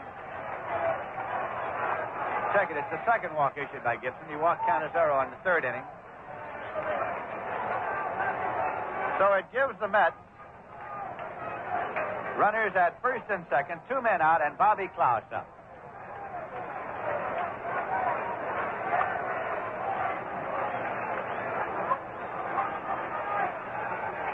Pitch is a breaking ball in there. Pops out of the glove of McCarver. Strike 1.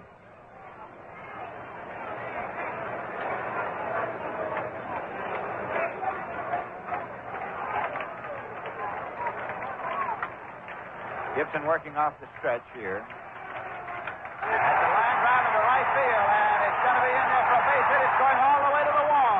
McMillan rounds third. He's coming home. Spahn is rounding third, and he is coming home. It'll be a close play. He is out as he slides at the plate. Spahn is out at the plate, but the Mets get 1 run.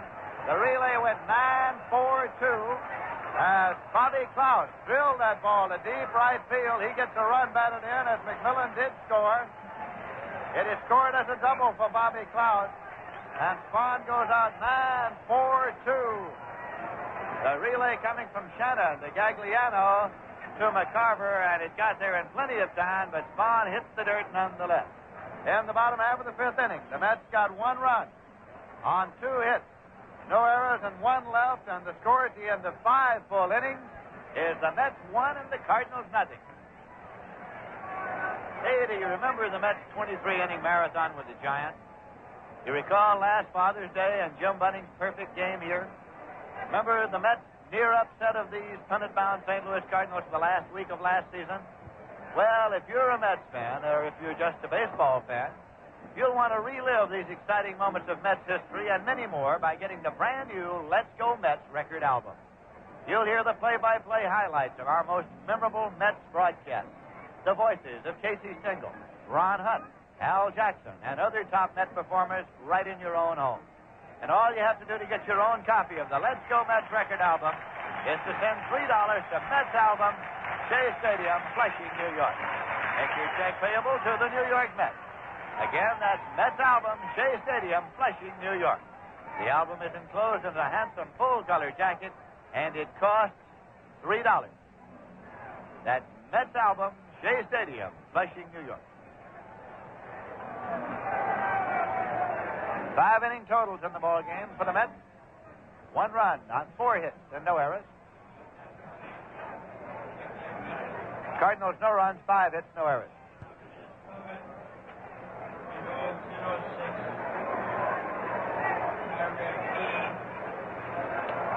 Ken Boyer is up to lead off now for the Cardinals.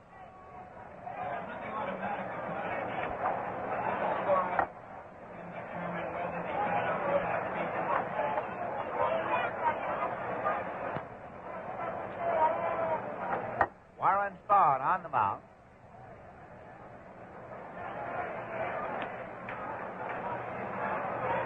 And the pitch is swung on. Hit on the ground, foul back at third. There's action now in the Met bullpen. Gary Kroll is throwing. Warren Spahn had a little workout on the bases that time and had to hit the dirt coming in at the plate. So just as a precaution, the Mets have started Gary Kroll throwing in the bullpen. Mets lead by a score of 1-0. Pitch is low and away for a ball. 1-1 to Ken Boyer.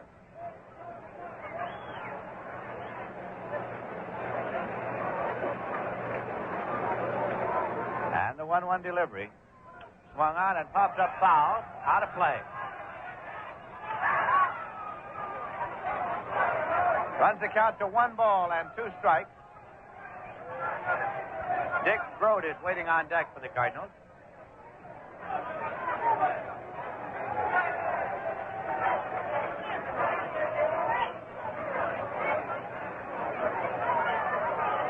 And the 1-2 pitch. Screwball breaks low and away. It's 2-2.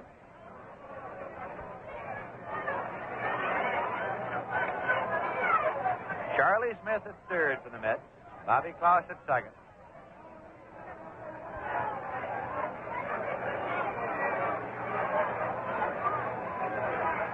That pitch is inside low, and it's a full count of 3-2.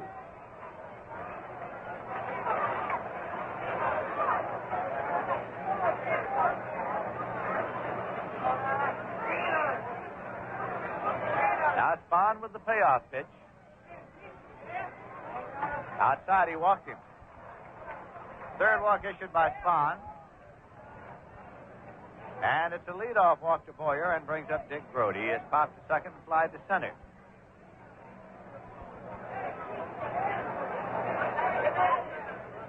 The Mets shade center fielder Ron Swoboda over toward right. They have Johnny Lewis way over toward the line because Dick Grote likes to take that ball to right field. One of the fine hit-and-run men in the game of baseball.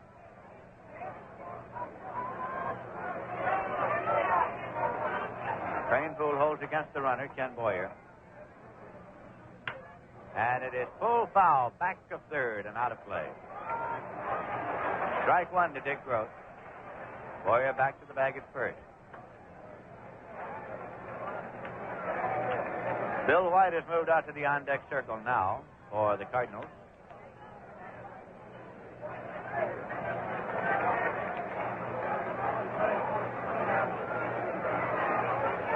Spahn looks to Canizero for a sign.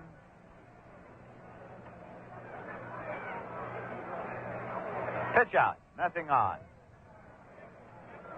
Mets figured that just maybe Cardinals might be playing hit and run on that pitch, so Canizero called for the pitch out. 1-1. Grote looks now for the sign.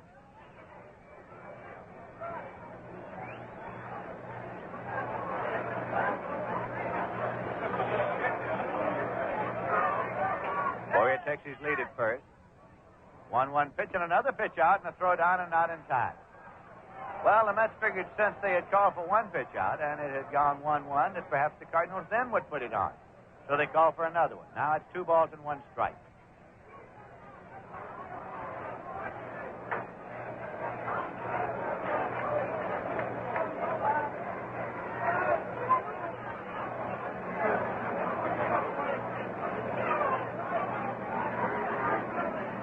Delivery with the runner going. It's on now, and it's in the air down the right field on a foul ball, and Johnny Lewis can't get to it. A long strike. They were playing hit and run with Boyer going. It's a 2-2 count now to Grote.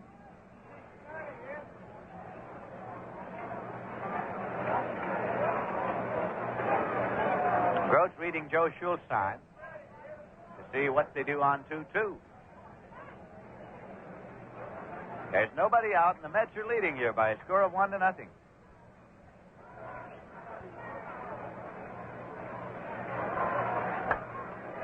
Spahn is up and set. Here's the pitch, swung on, hit on the ground to third. Taken by Smith, to Klaus for 1, the throw to first, the double play.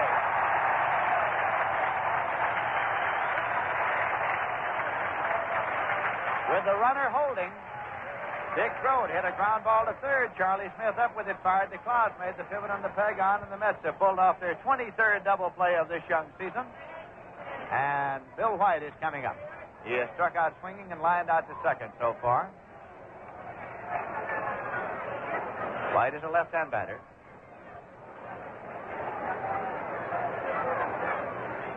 Ground ball hit to second base. Klaus is over up with it. He plays to Crane Poole, and the side is out. No runs, no hits, no errors, none left, and the score at the end of 5.5 innings is the Mets 1, the Cardinals nothing. And now a word from Viceroy Cigarette. Viceroy's got the taste that's right, not too strong and not too light. The taste that's right. You get the word? It's Viceroy, a cigarette that's specifically designed to taste the way you'd like a filter cigarette to taste. If you're a filter smoker, you've already discovered some brands taste too strong, as if they didn't even have a filter. And others taste too light. You know the kind. They never seem to satisfy your taste. But do you know about Viceroy? Viceroy is not too strong, not too light. Viceroy's got the filter for the taste that's right. When you try 'em, you'll agree. Viceroy's got the taste that's right. Viceroy's got the taste that's right, not too strong and not too light. The taste that's right.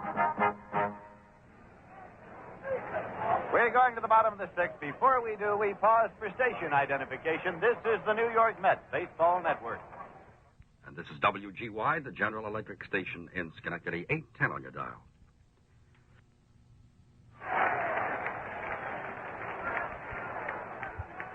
This is Lindsey Nelson with Bob Murphy and Ralph Kiner at Shea Stadium in New York. Charlie Smith up, and the first pitch is off the outside corner for ball one.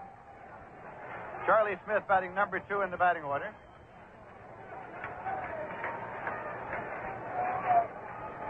His first time up tonight. He's hitting 151. Here's a swing and a miss for strike one. 1-1 to the right-hand batter with Johnny Lewis on deck. The Mets 1 and the Cardinals nothing.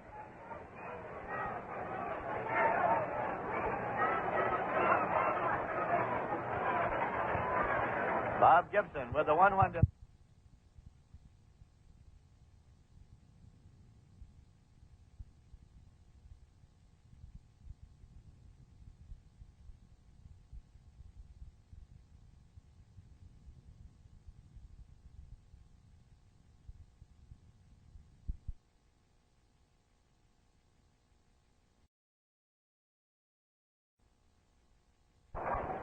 And this is WGY, the General Electric station in Schenectady, 810 on your dial.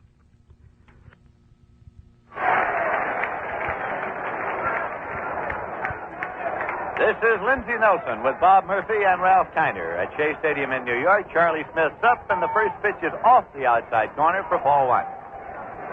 Charlie Smith batting number 2 in the batting order.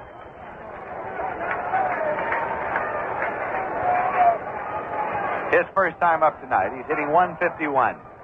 Here's a swing and a miss for strike one. 1-1 to the right-hand batter with Johnny Lewis on deck. The Mets 1 and the Cardinals nothing.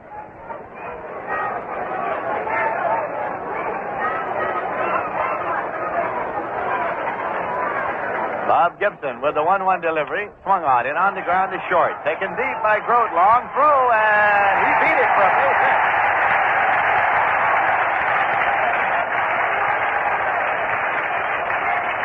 Charlie Smith legged out the base hit. And is on at first with Johnny Lewis coming up.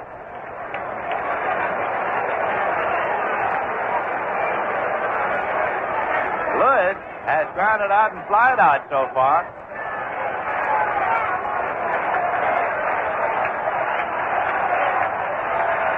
And the crowd comes alive here at Shea Stadium with the chant of "Let's go Mets." Lewis bunts the ball down the third base line, a foul ball as it falls off. Mets trying to get Smith on down to second, with Joe Christopher waiting on deck.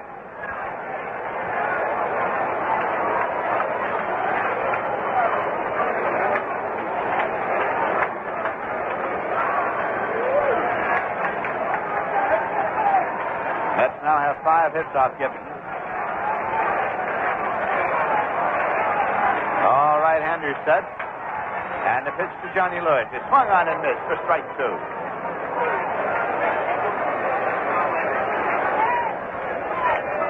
He took a rip at that one.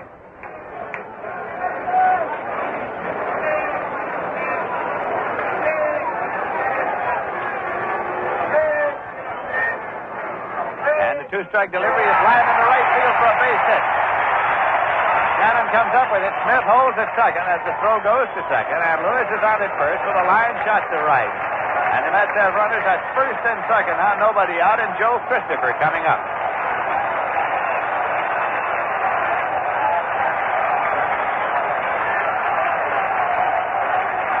Christopher has grounded out and fouled out to first base so far. He's reading down Hefner's sign now to see if the Mets are going to try to sacrifice the runner's arm. The Mets are leading in this game by a score of 1-0. And listen to that crowd.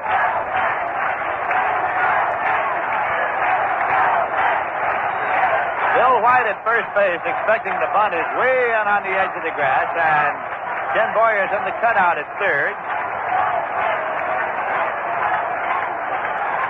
Here's the pitch, and the bunts and misses for strike one. Joe Christopher questioning umpire Donatelli about the move he made with the bat and asking, was it in the strike zone? It's strike one to Christopher.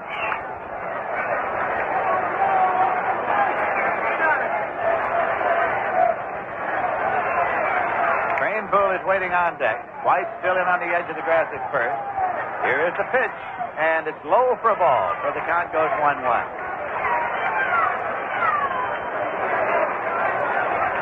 Charlie Smith, the runner at second, and Johnny Lewis, the runner at first.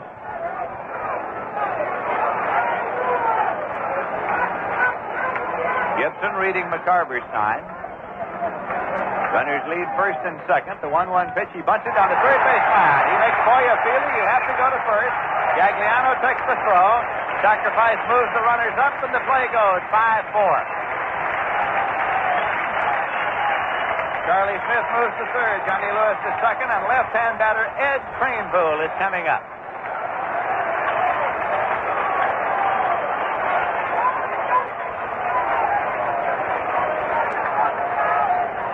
He's going to be intentionally walked with first base open, and Swoboda on deck. They're going to walk him intentionally. It's ball one.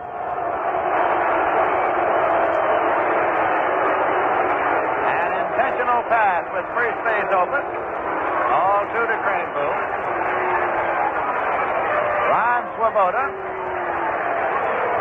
was called back there for a little instruction. He is bending over, looking into the dugout, and manager Casey Stengel is talking to Swoboda now.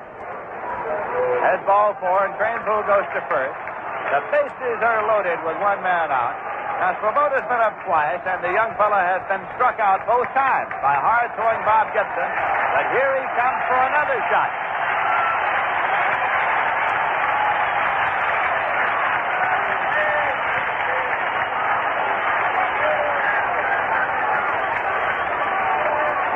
Swoboda is 20 years of age, and he hasn't faced many pitchers like Bob Gibson, who came into this game with a record of 5 wins and no losses.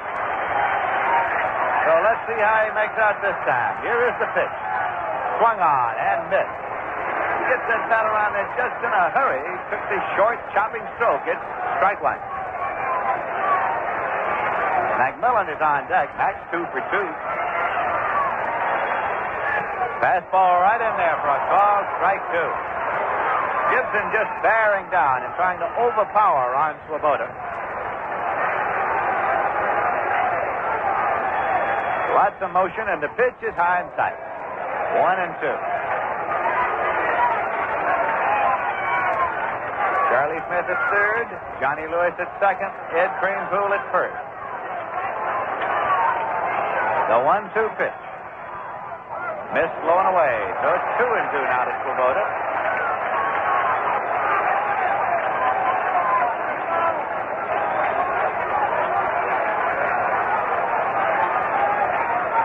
Gibson looks to McCarver. Here's a 2-2 pitch. Swung on and missed. He struck him out for the third time. Miller, he's been up twice and had 2 base hits. 2 men out.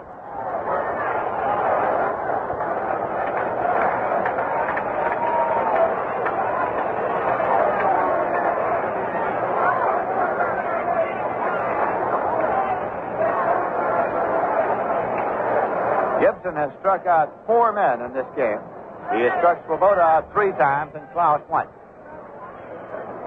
Paid attendance here tonight, this Tuesday night, 24,519. Total in the ballpark, 25,390. A fine Tuesday night turnout at Shea Stadium in New York. Swing and a miss by McMillan at the plate.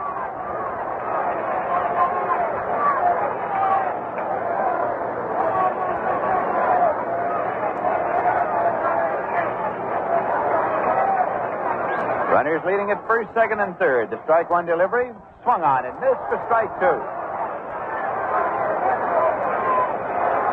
Bob Gibson bearing down here in the bottom of the 6th.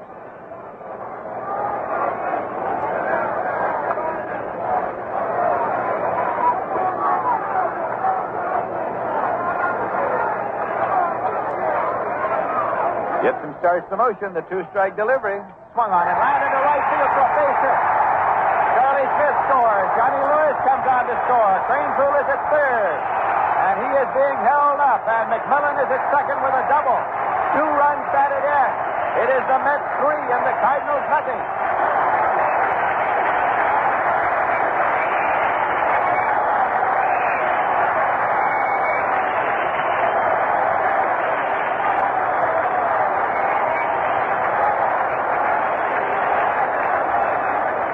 McMillan with his 3rd hit of the night. He is 3 for 3, a double to right center field, and 2 runs batted in. The Mets have Cranepool at third, McMillan at second, 2 men out, and Chris Canizero is up. He has walked and flied out to right field. The Mets 3 and the Cardinals nothing. Low and away for a ball.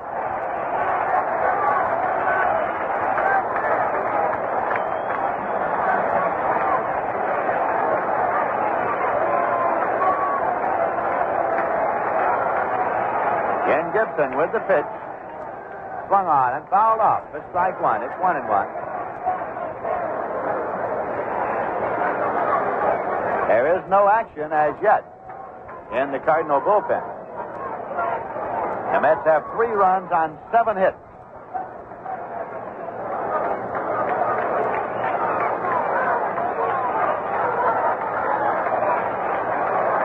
Here's a 1-1 delivery. Breaking ball high and tight. It's 2-1.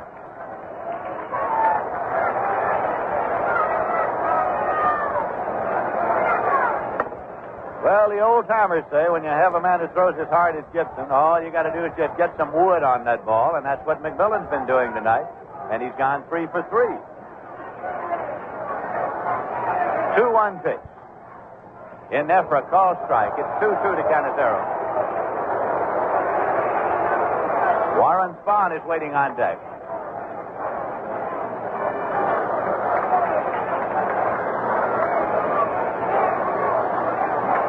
And the 2-2 delivery. Swung on and missed. He struck him out. 5 strikeouts in the game for Gibson so far, but the Mets, in the bottom of the 6th, picked up 2 runs on 3 hits, no errors, and 2 left. And the score at the end of 6 full innings is the Mets 3 and the Cardinals nothing. Bob Murphy will be along in just a moment to detail the play-by-play. Right now, here's a very sad French-Canadian song about a fellow who lost the key of his clarinet. Listen. J'ai perdu le do de ma clarinette. J'ai perdu le do de ma clarinette. Ah, si papa, il savait pas, voilà. J'ai perdu le do de ma clarinette is a song with the kind of humor French-Canadians love. But one song leads to another, and the thirst that follows is no laughing matter. Oh, merci vous, c'est agréable. Oh, merci vous, c'est nous. Votre concours, ça rend l'esprit malade. Grand un petit coup is what they'll sing as they reach for a beer, probably Rheingold Extra Dry. In fact, in New York City, where there are more different kinds of people than in any other city in the world, more people drink Rheingold than any other beer. And Rheingold is going great in New Jersey, New England, and Pennsylvania, too. Why do French Canadians like Rheingold? We don't know, but we must be doing something right.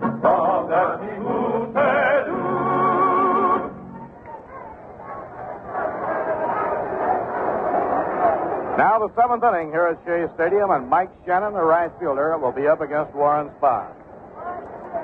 Shannon 0 for 2 has been thrown out by the shortstop, Roy McMillan, and fly to center. Rangy right-hand batter, feet wide apart. Warren Spahn starts him off with a breaking ball for a strike on the outside corner. Bottom third of the Cardinal batting order hitting in the seventh. Nothing going in the St. Louis bullpen because Bob Gibson, the Cardinal pitcher, is a solid hitter.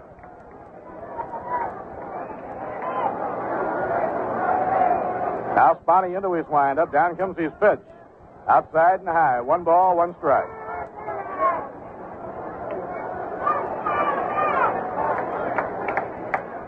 New York 3 runs, 7 hits and no errors. St. Louis no runs, 5 hits, no errors.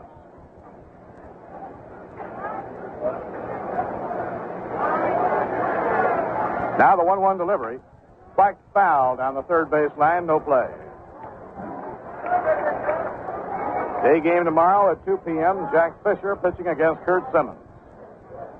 The Mets will make their first trip to St. Louis when they close out this homestand. They will start their next road trip in Milwaukee, then spend the weekend in St. Louis, come back for a 2-night stop in Philadelphia, then return to Shea Stadium to meet the Cubs and the Pirates for the first time this year. Now Spahn takes his sign from Canizero. Here's the windup, the 1-2 delivery. A drive hit hard toward the alley in left center field. It'll be in for a base hit. Christopher running the ball down back on the track. And Shannon goes into second with a long double. Line drive hit up the alley by Mike Shannon for a long 2-base hit. That brings up Tim McCarver.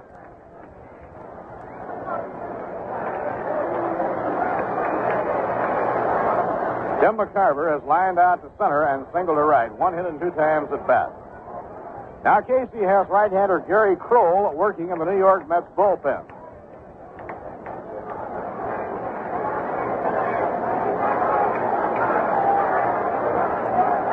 Nobody out. Mike Shannon leading off second. Warren Spahn delivers. He bunts the ball. Off the mound comes Spahn. The runner will hold at second. Thrown to first. He got him. Tim McCarver was trying to bunt for a base hit. Nobody in the ballpark was looking for a bunt. With St. Louis 3 runs behind. Fast fielding by Spahn, and he threw to first in time.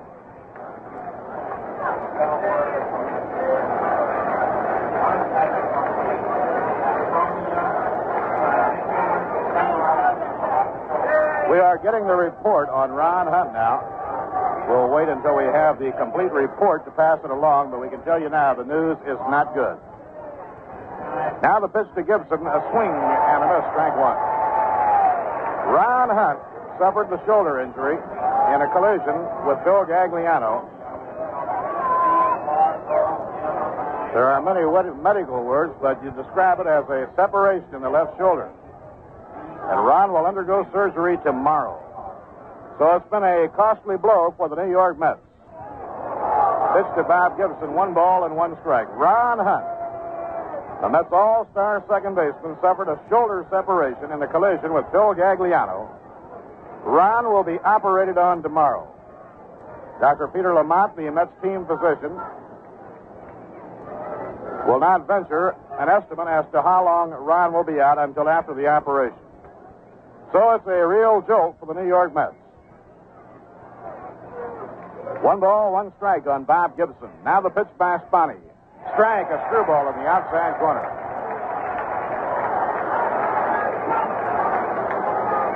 It would probably be a conservative estimate, and we are doing nothing but guessing and predicating it on past injuries of a similar nature. I would guess Ron will be out for about 2 months.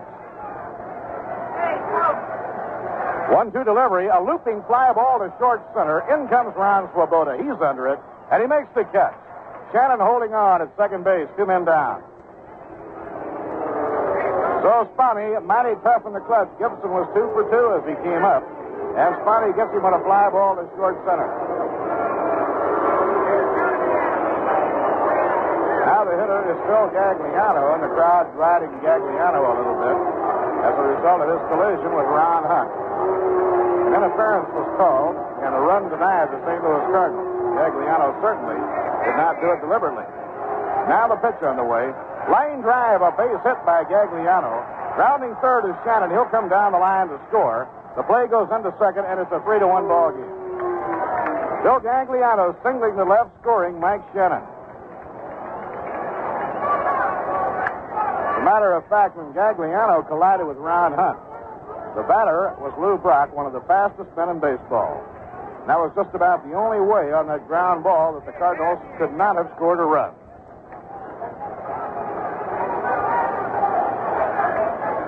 Now the hitter is Lou Brock. Lou has sacrificed, grounded out, reached on a fielder's choice as the result of the collision. Here's the pitch on the way. A swing and a miss, strike one.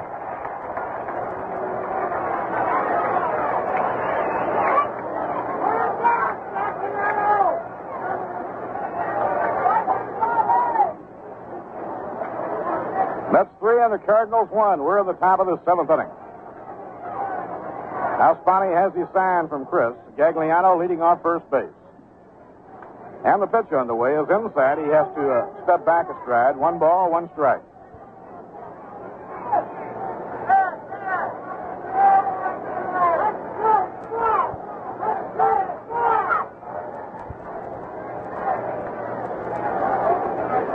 One ball, 1 strike.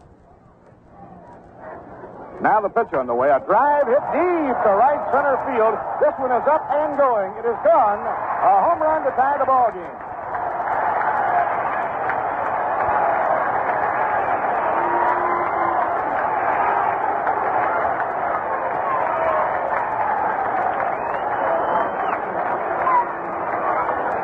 St. Louis has rallied to tie the ball game. Lou Brock hitting a tremendous home run to right center field. A climbing line drive over the wall in right center, his 3rd home run of the year, his 12th and 13th runs batted in, and the ball game is now tied 3-3. The batter is Kurt Flood, the center fielder. Spahn into his windup. Here's the pitch on the way, and it's over a strike on the outside corner. You know, midnight tonight is the cut-down date. Tonight, the hour that all the Major League ball clubs must reduce their squad to 25 men. Slow bounding ball hit the shortstop, charged by McMillan. He strides and throws in time. The side is out. But St. Louis, unloading the heavy artillery, ties the game in the 7th inning. 3 runs on a single, double, and a home run. 3 runs, 3 hits, no errors, none left on. 7th inning stretch time here at Shea Stadium. The crowd getting to their feet to score. At the end of 6 1/2, St. Louis 3 and the New York Mets 3. It's hard to imagine New York City without every kind of jazz from Dixieland to progressive. Fortunately, you don't have to. Listen.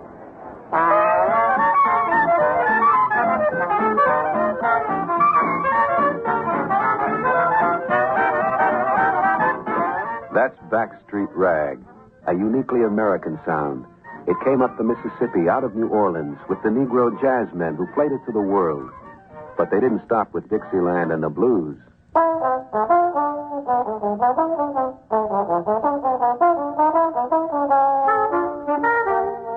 Little David's Fugue by John Lewis is a new sound that's part of a new generation. But whether it's the old jazz or the new, it's thirsty work for the musicians. And when they put down their instruments, they'll pick up a cold beer. Often Rheingold extra dry. In fact, in New York City, where there are more kinds of jazz than in any other city in the world, more people drink Rheingold than any other beer. Why do so many people like Rheingold? We don't know, but we must be doing something right. Warren Spahn leading off last half of the 7th inning, and he takes high, ball 1. We were mentioning earlier that the Major League teams must pair to 25 by midnight tonight. Here's the pitch on the way, inside and high. It's ball 2. The Mets, although the names have not been announced as yet, undoubtedly have made their decisions as we are close to midnight. The crippling injury to Ron Hunt, which probably will mean that Ron will have to go on the disabled list, now will cause the thinking to be altered. Ron, suffering a shoulder separation, will undergo surgery tomorrow. Fastball over, a call strike. It's 2-1. And I'm sure that Ron will be out of the lineup at least a month and probably longer. 2-1 delivery. Inside and high, it's ball 3. If a player is placed on the disabled list, he must remain there at least 30 days. The Mets have Kevin Collins on the disabled list right now. Kevin was operated on shortly after the season got underway. 3-1 the count. Here's the pitch by Gibson, a foul back into the screen and out of play. Now the word has been flashed on the message board in right center field to notify the big crowd of about 25,000 here at Shea. Ron Hunt has a complete separation of the left shoulder. His return to the lineup will be classified as indefinite. 3-2 on Spahn. Gibson's pitch. Ball 4. It's inside. And Spahn walks for the second time. He drew a key walk in the 5th inning.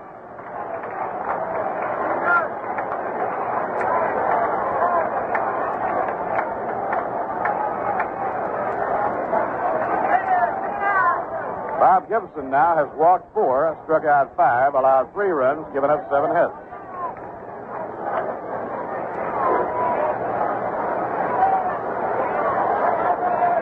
Now the batter is Bobby Klaus. Bobby's had a good night at the plate with a single and a double in 3 times at bat. Ken Boyer in close at third, looking for the sacrifice bunt.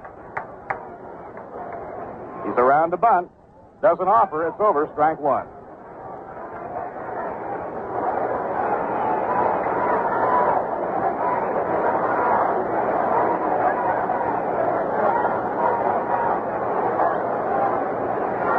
Charlie Smith, the on-deck batter, and then Johnny Lewis.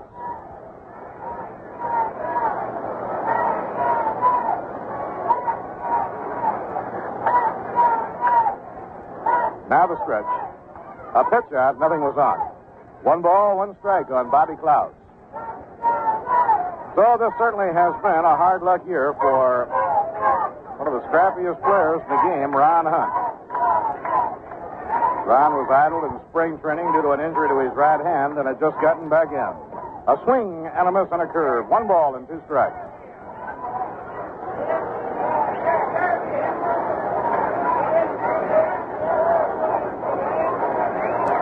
Real good ball game going here tonight between the Mets and the world champions, and it's tied 3-3. Gibson's pitch on the way. A swing and a miss. He struck him out. Bobby struck out by Gibson. That is his 6th strikeout of the game.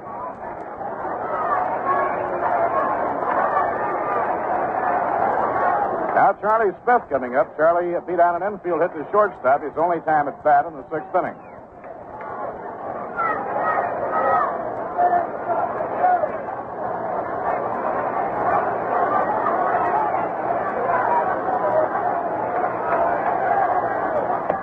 Fastball outside. 1 ball, no strikes.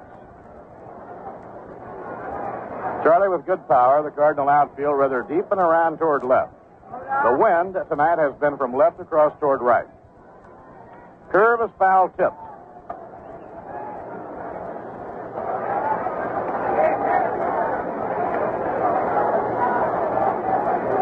One ball, 1 strike on Charlie with Johnny Lewis on deck and then Joe Christopher.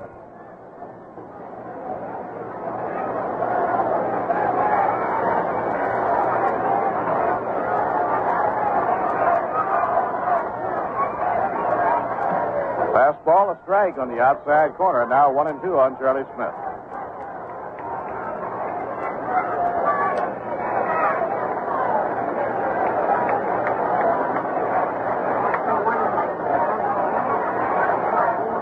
Bill White holds against Warren Spahn. The curve is over. Strike 3. But he did not like the call. Now walks slowly away, and that's the 7th strikeout for Bob Gibson. Gibson among the top 3 in strikeouts at the end of last season in the National League.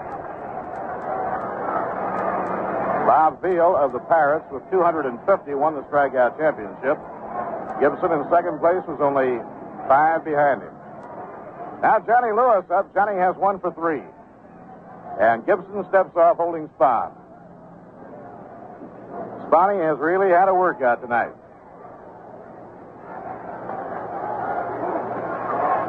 Swing and a miss, strike 1, and Johnny gave that one the big rip.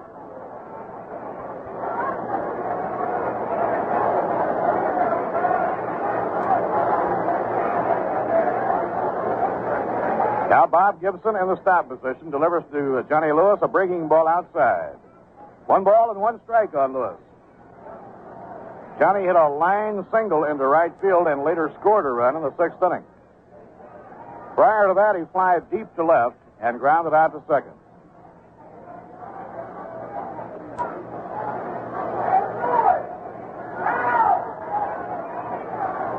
Now Johnny elects to step out.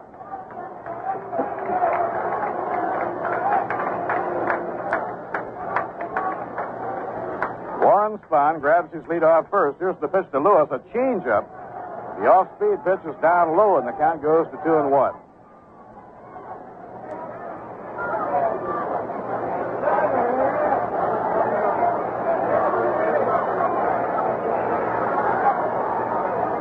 Two-one delivery.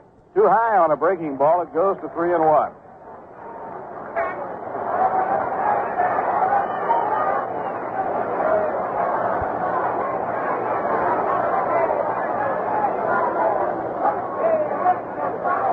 Now Johnny cocks the bat, the 3-1 pitch. Too high, ball 4, and the Mets have 2 men on. Joe Christopher coming up.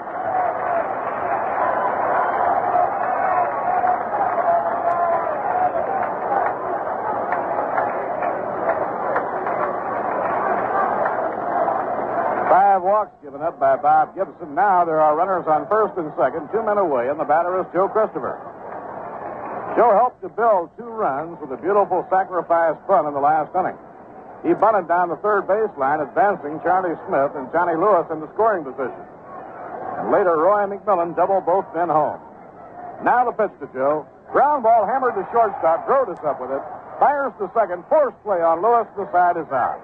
Ball hit hard by Joe Christopher, but within reach of shortstop Dick Grote. Side retired in the home 7th inning. No runs, no hits, no errors, 2 left on. Now 7 complete, and the score, the St. Louis Cardinals, 3 runs, 8 hits, and no errors. The New York Mets, 3 runs, 7 hits, no errors. In checking the scores of other games at Philadelphia tonight, the Cincinnati Reds, who will be here to open a 4-game series on Friday night, are leading the Philadelphia Phillies 3-1 after 5.5 innings. John Saturas for the Reds, Chris Short for Philadelphia, and Frank Robinson, the great slugger of the Reds, has a home run in that game, nobody on. Pittsburgh 1, Milwaukee nothing after 5. Wade Blassingame, a left-hander for Milwaukee. Right-hander Don Cardwell pitching for the Pirates. The Astros are at Dodger Stadium later tonight, and the Cubs later tonight play in San Francisco. In the American League, at the end of 6 innings at Fenway Park, the Yankees lead the Red Sox 4-1, and they have just made it 5-1 on Mickey Mantle's 6th home run of the year. It comes in the 7th inning, nobody on. For Mickey, that's 460 lifetime. Stottlemyre, the Yankee pitcher, early relieved Wilson. Washington 2, and Detroit nothing at the end of 4.5. Regan has replaced Wickersham, and Frank Kreitzer is on for Washington. And Willie Kirkland has just hit a 3-run homer in the last of the 5th inning. So now Washington has increased the lead over Detroit to at least 5-0. Cleveland 2, Baltimore nothing after 6.5. Ralph Terry for the Indians. Wally Bunker relieves Steve Barber in the 7th. The warm-ups at Minnesota, Dean Chance for the Angels and Dave Stigman for the Minnesota Twins. Well, fans, come and see the Mets play the Cincinnati Reds in the AFL-CIO Salute the Labor doubleheader next Sunday, May 16th. Call 989-4070 for ticket information. This announcement brought to you by Rheingold Brewery.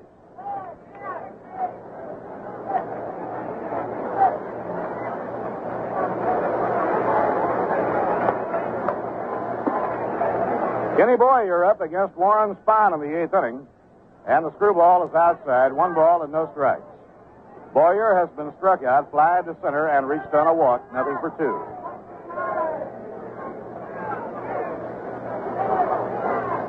Ground ball hit deep down to third. Good play by Smith. The long throw, he got him. Fine play by Charlie Smith. He had to play the offbeat hop, kind of bending in the middle to grab it about belt high and then righten himself and make a long throw.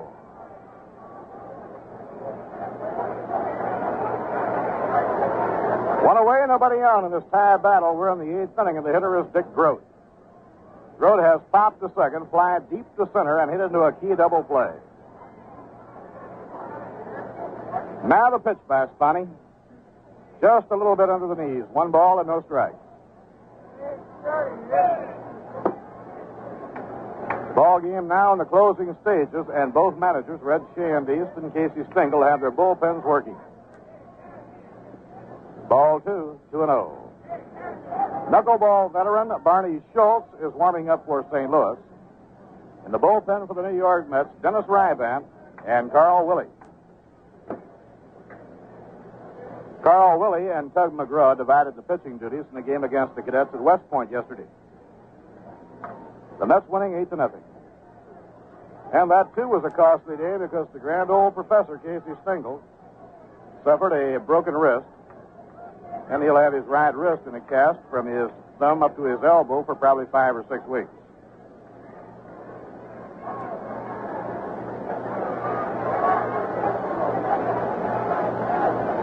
Now Spahn goes over the head. The 2-0 delivery. A drive hit deep. It may go foul down the left field line. It's a foul ball. Breaking ball, pulled foul down the left field line, and the count 2-1. The Mets were out in front 3-0 at the end of 6. The Cardinals came back to score 3 in the 7th on a double by Shannon, a single by Gagliano, and a 2-run homer by Lou Brock.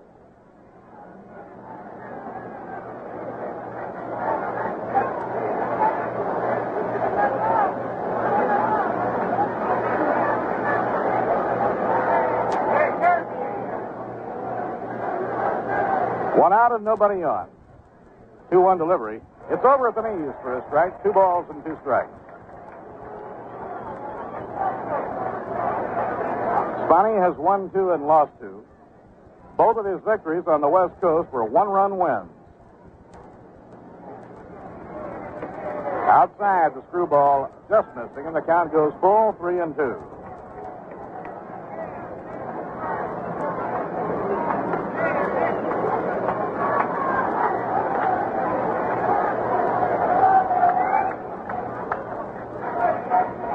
Now the payoff delivery.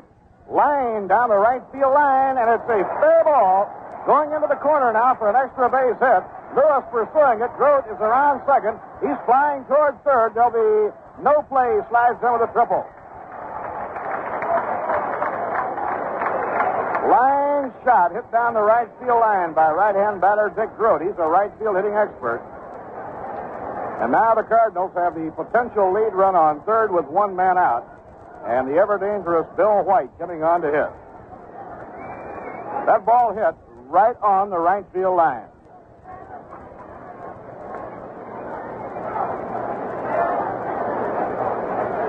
Now the Mets will have to bring the infield in to try and cut off the run.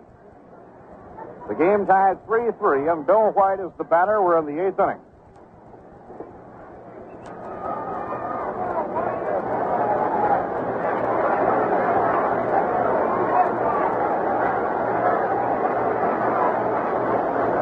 Bill White has been struck out, lined out to second, and grounded out to second.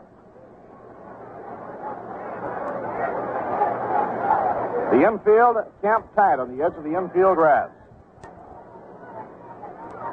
Now Warren Spahn is into his windup. The pitch to White. Missed the inside corner. He started him off with a fastball. 1 ball and no strikes.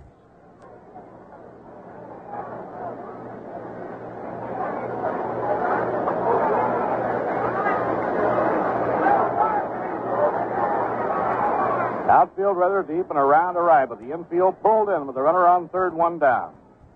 Low and inside, it's ball 2. 2 balls with no strikes on White.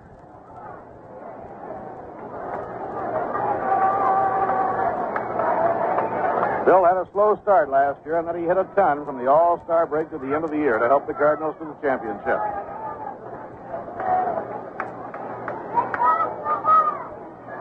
Spahn eyes the runner at third, the 2-0 pitch. Ball 3. Canizaro bluffs the throw down to Charlie Smith at third. And now Warren has gone behind on White, 3-0. Right fielder Mike Shannon is the on-deck batter.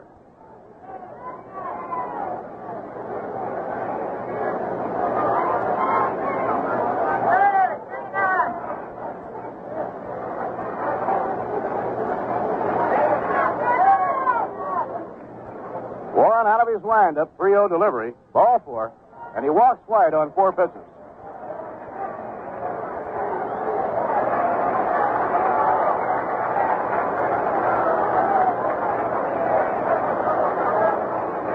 That is the 4th walk given up by Spahn.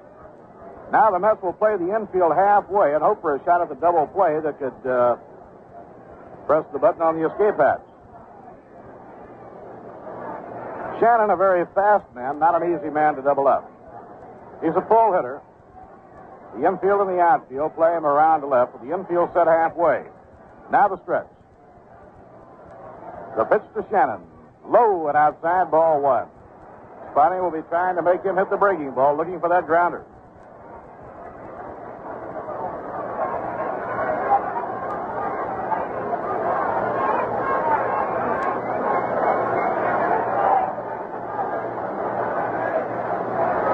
Mike Shannon started the Cardinals to their 3 runs in the 7th with a double to left center. Now the pitch on the way. Knee-high strike. 1 ball, 1 strike.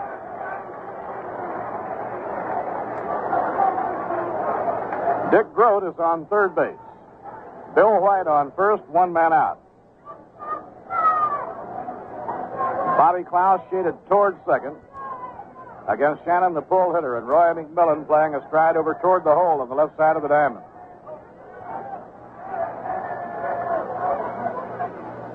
In the dirt, blocked by Canizero, Chris keeps the ball in front of him. No advance in the count, 2-1.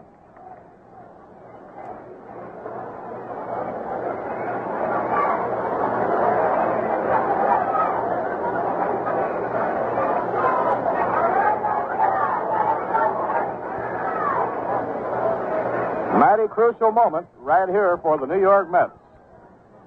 Runners at first and third, 1 out. Shannon the batter, McCarver is on deck. Now Spahn comes into the set position. Delivers 2-1. Down low, it's ball 3. Spahn is not wild. He is just going all out to make the batter hit a breaking ball right down around the knees as he looks for that double play ball.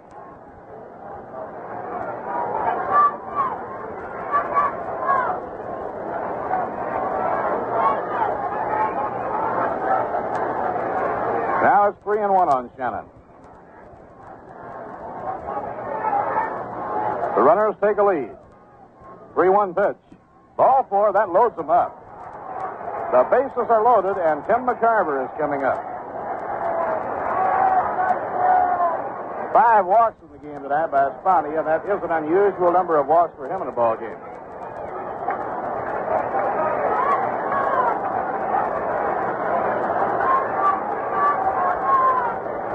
Prior to this ball game tonight, if you can imagine it, Spahn had walked only 3 men in 41 innings. Tonight, Warren now has walked 5. Mighty troublesome situation. The bases loaded, 1 out. McCarver is the batter. Sidearm delivery. Squibbler foul off to the right. No play. It's strike 1 on Tim McCarver.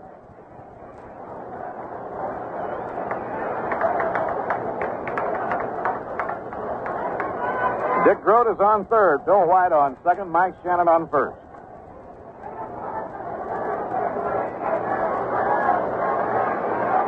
Tim McCarver has lined to center, singled to right, and fouled out on a bunt attempt. He was bunting for a base hit.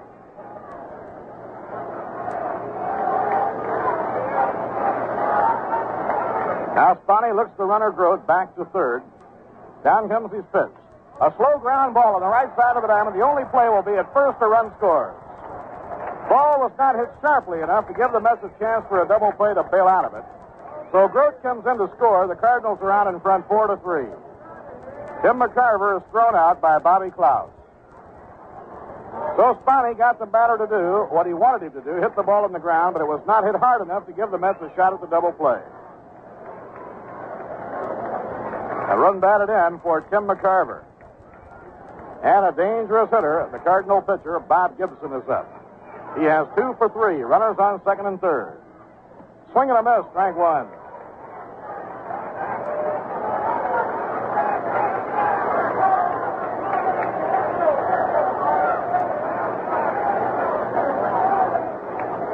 Bill White is on third. Mike Shannon on second. 2 men out. St. Louis in front, 4-3. As Spahn swings out of his windup. Now the pitch. Foul ball back over our broadcasting booth and out of play. But now Spahn with a 2-strike count on Gibson.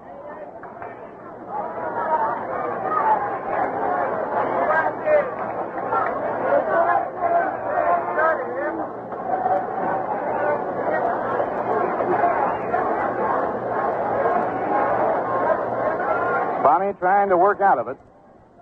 Glances the lead runner back at third. Now goes over the head. And the pitch to Gibson is a pop-up into short left. Back goes McMillan. Back he goes. Back he goes. Oh, what a catch. He's got it. He topples over, but he holds on to it.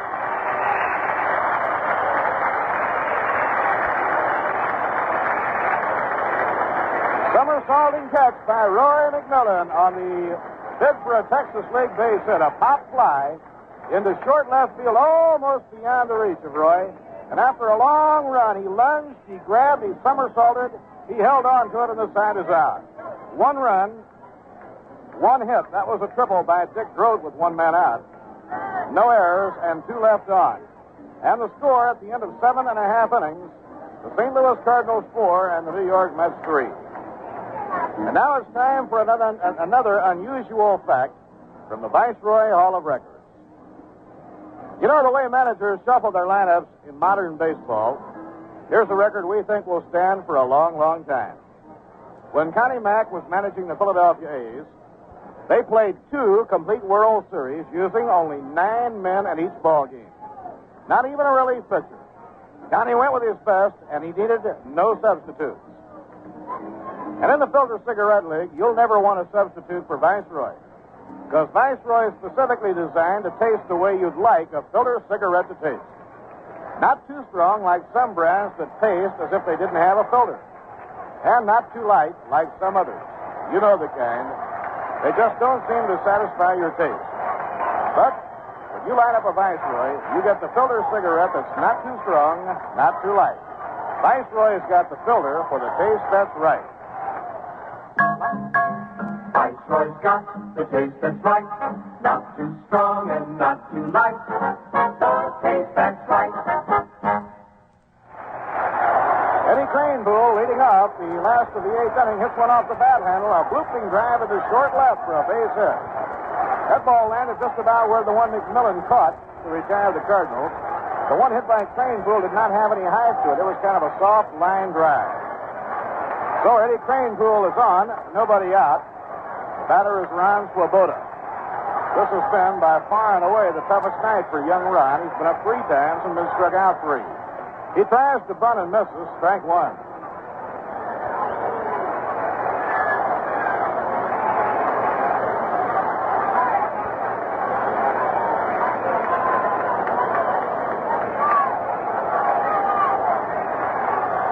They look for the bunt. Ron Swoboda batting against Bob Gibson. Here's his pitch on the way. Bunted foul back into the crowd, and it's strike 2.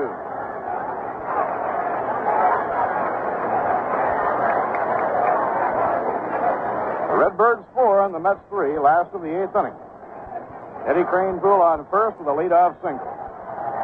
Now let's see if Casey has Ron try and bunt the 2-strike pitch. Crowd much alive here in Shea. 2-strike delivery. Full swing, and he struck him out. 4th time in a row that Gibson has fanned Ron Swoboda.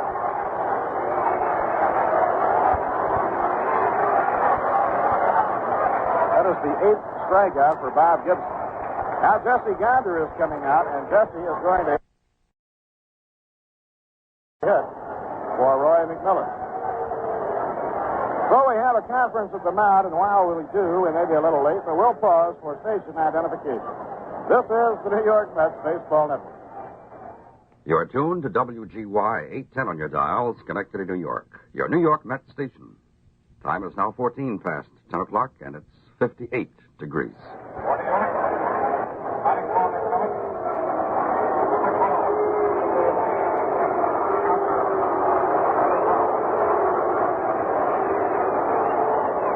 Now the Mets are run behind, and needing a long ball, have Jesse Gonder batting for Roy McMillan.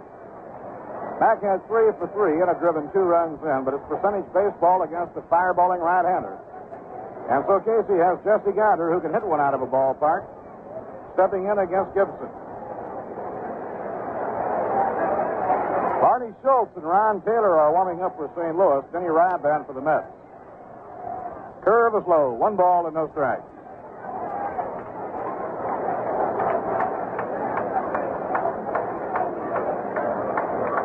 Gibson, a fast worker on the mound. Cranepool a short lead off first. Curve is high. Ball 2. It's 2-0 on Jesse Gander. Tonight, the first time that young Ron Swoboda has really been overpowered. He's not the first hitter by any means to be overpowered by Bob Gibson, who was second in the National League in strikeouts last year. Too high, ball 3, and he really buzzed that one.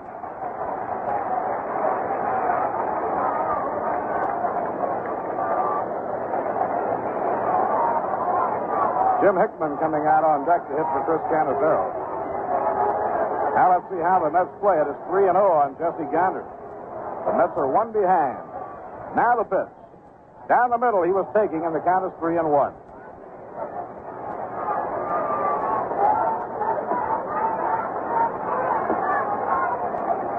3 balls and a strike on Jesse Gander. Bill White holding against Ed Cranepool. Here's the pitch on the way. Foul ball whacked back upstairs and out of play. Now it's 3-2.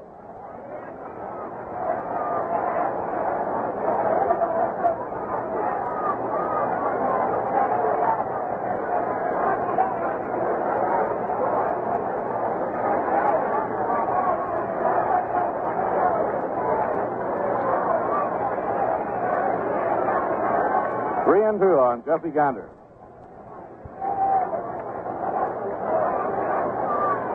Now Jesse gets out of the batter's box to get a handful of dirt. Break a little bit of the tension here with New York 1 behind, bottom half of the 8th inning. Gibson stretching. Here's the pitch. Ball 4. The breaking ball misses. Now the tying run goes over to second, Eddie Cranepool. Gander goes down to first, and Jim Hickman is coming up to bat for Chris Canizero.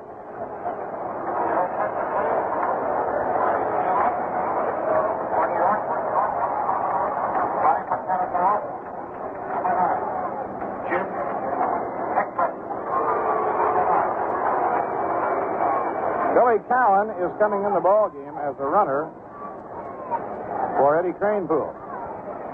So Billy Cowan, who can really fly, checks in to run for Eddie Cranepool. He represents the tying run at second base. And Bob Gibson wants to talk this over with Dick Gross.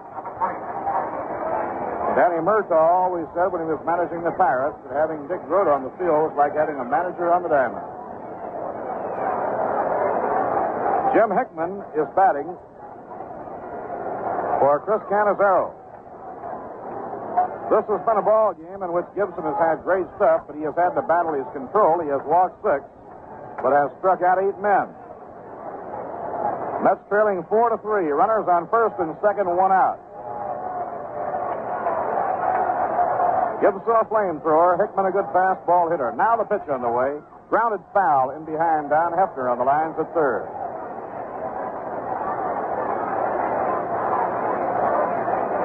Big gathering here at Shea, hoping to be able to come up with that roar if the Mets can deliver a base hit to get Cowan around.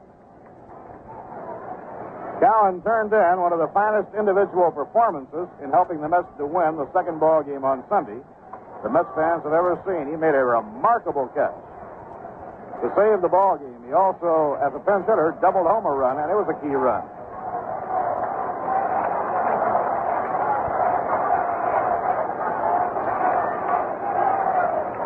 The runners take a short lead. The pitch to Hickman. Outside and low, McCarver digs it out of the dirt. 1 ball, 1 strike.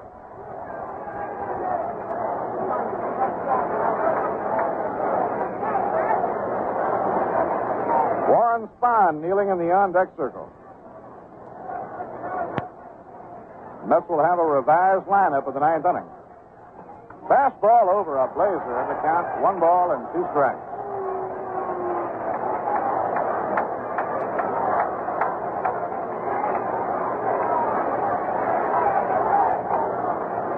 Now Gibson is working in front on the count. It's 1 ball and 2 strikes on bench batter Jim Hickman. Down comes the pitch. Foul ball. Back to the crowd. There'll be no play. Count remains the same.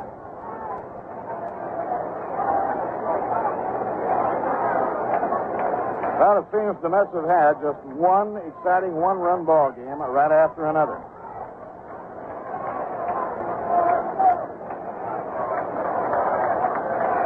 Now Gibson delivers 1 and 2. Strike 3 call.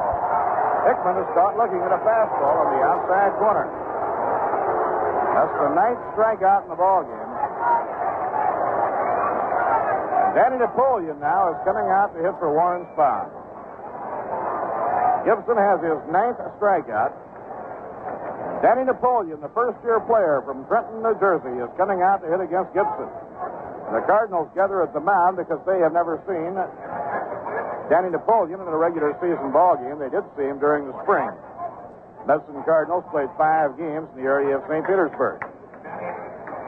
So manager Red Shea goes to the mound to be sure that the Cardinals remember this young fellow from the games down south.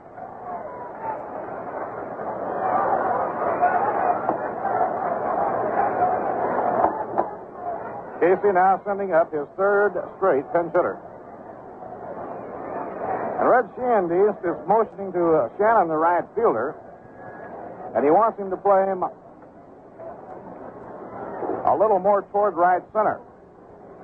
So now Shannon is moving over toward right center against Danny Napoleon, which is quite a tribute to Danny against one of the hardest throwers in baseball. Red figures his bat is fast enough to get around. Now the stretch. Pitch to Napoleon. Swing and a miss. Strike 1. Gibson has won 5 and lost none. He's had 3 shutouts and 5 victories.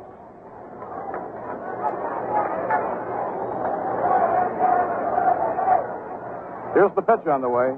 It's right in there at the knees for a called strike. So now Danny Napoleon will have to really battle Gibson out in front of him with a 2-strike count.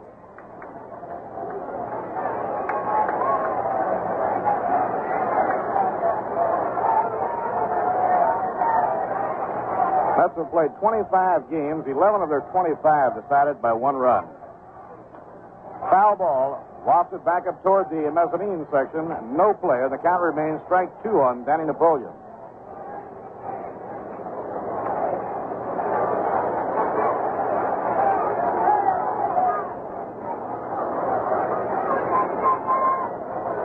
Gibson ready, the 2-strike pitch. And it's a high fly ball to center field.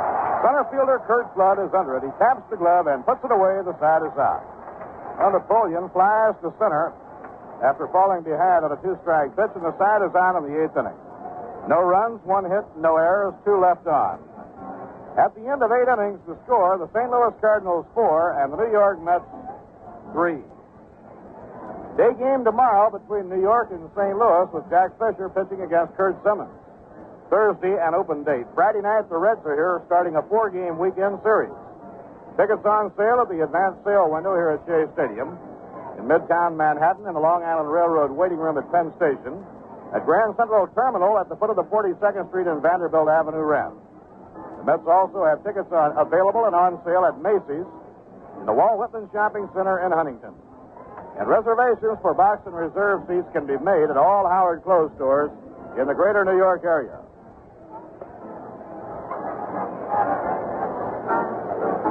Now, Wes Westrom bringing the revised lineup out to the home plate umpire, Augie Donatelli. Jim Hickman is now playing first base.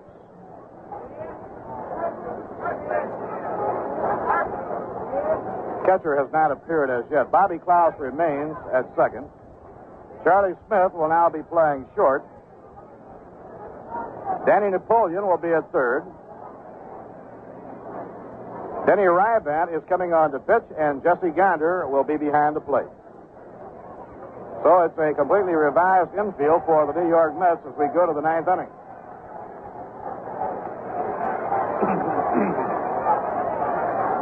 Warren Spahn leaving the ball game for a pinch hitter after 8 innings. Another solid effort by Warren Spahn. Spahny's control not nearly as sharp tonight as it has been in each of his previous outings. But he really had the grit and determination and stayed with it all the way. It was a ball game in which Spahn had to scramble because the ball wasn't going exactly where he wanted it to, but he turned in still, even without his good control, another fine pitching performance. Spahn had walked only 3 men in 41 innings prior to tonight, but in tonight's ball game, he walked 5 in 8 innings. Number 12, Jesse Gunter. Number 12. Now playing first base for the Mets. Batting eighth, number 9, Jim Hickman. Denny Ryaband is the new pitcher. They're in the last of the 7th inning in Philadelphia. The Reds lead the Phillies 3-1 in the duel between John Saturis and Chris Short. Pittsburgh leading Milwaukee 3-2 as they go to the 7th inning. McBean has relieved Cardwell. Blasting game for Milwaukee. Houston plays at Los Angeles. The Cubs are at San Francisco. They're in the last of the 8th inning at Fenway Park. The Yankees lead the Red Sox 5-3 behind Stottlemyre. Bill Gagliano leading off as we go to the 9th inning, and Ryaband's first pitch is over, strike 1. Denny has won 1 and lost 1 and has been very impressive as a late inning man. Low outside, 1 ball, 1 strike. He saved a victory for the Mets and Jack Fisher in the opener of the Milwaukee series. And he turned in a solid performance to get credit for an official save and a victory at San Francisco.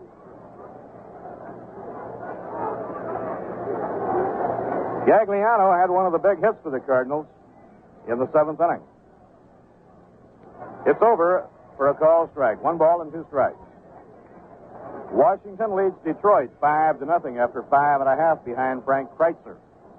Cleveland 2, Baltimore 1 as they go to the 9th in Baltimore. Bell has relieved Terry. Swing and a miss. He struck him out. Denny Ryaband fans Phil Gagliano.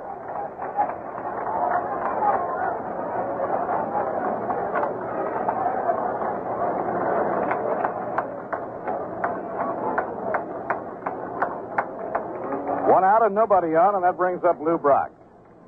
Brock's 3rd home run of the year, a line drive to deep right center with a man on, was a big blow for St. Louis in the 7th inning. It tied the game 3-3. Just inside, 1 ball, no strikes. The Cardinals went out in front for the first time in the ballgame in the 8th inning when Dick Grote tripled to right field with 1 man out. He later came in to score on a ground ball hit to second by Tim McCarver. Ball 2 outside and low, 2-0.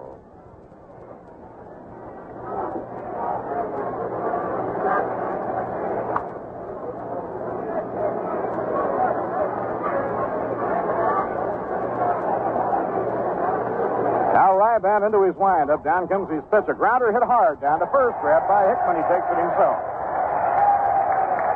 Ball hit sharply, but right at Jim Hickman. Jim grabbed it on a big hop, stepped on the bag. 2 men down. Well, Casey and his coaches and the executive branch will all have to get together after tonight's ball game, revise their thinking as the result of the costly injury to Ron Hunt. Ron, in a collision with Gagliano, suffered a shoulder separation and will be operated on tomorrow. Right in for a call strike to Kurt Flood. Midnight tonight is the cut down for all the Major League ball clubs. They have to be down to 25. Low and outside, 1 ball, 1 strike. Ron will undoubtedly have to go on the disabled list. When a player goes on, he must remain for 30 days, but Ron must undergo surgery, so it's safe to say he'll be out at least 30 days. We hope it won't be too much more than that, but an injury like that, probably a couple of months.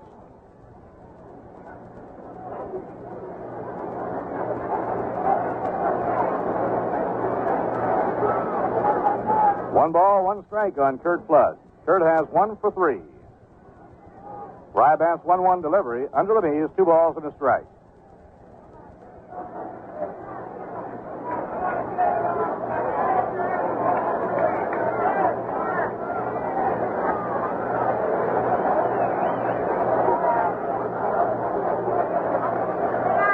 Now Denny swings out of his windup. The pitch on the way is popped up. He hit him off the fist with a real good pitch. Under the ball is Danny Napoleon. He has it the side to side. Danny coming in toward the mound to take the pop-up.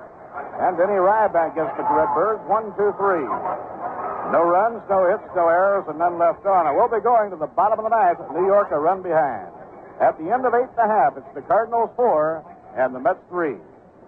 If you're wondering what kind of a song goes with Sopracite and Salchichi, listen to this. Come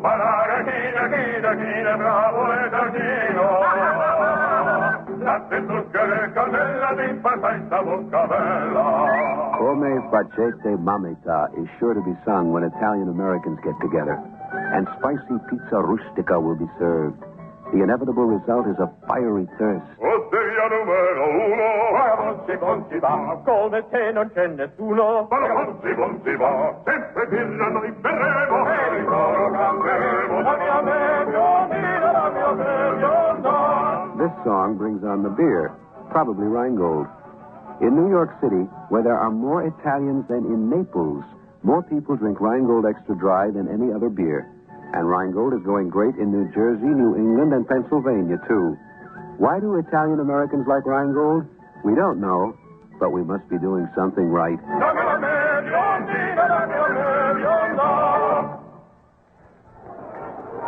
Bottom half of the ninth inning, the Mets will have Bobby Klaus, Charlie Smith, Johnny Lewis coming up against Bob Gibson. The right-hander winds, pitches. Check swing, and it's outside. 1 ball and no strikes. Good ball game for Bobby. He has a single and a double, 2 for 4, and an RBI.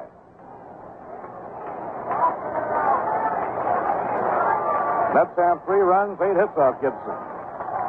Fastball, a strike on the outside corner. 1 ball, 1 strike.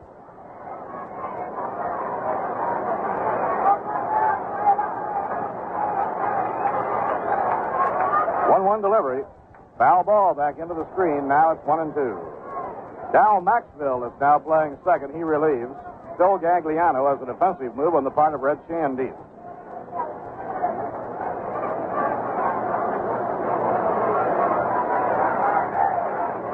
Pitching 1-2. A line drive, a base hit to left, and the tying run is on with nobody out. Bobby has his 3rd hit of the ball game. That'll bring up Charlie Smith, and while we're waiting for Charlie, we'll pause for station identification. This is the New York Mets Baseball Network. And this is your voice of the Mets in the Northeast, 810 on your dial, WGY, the General Electric station.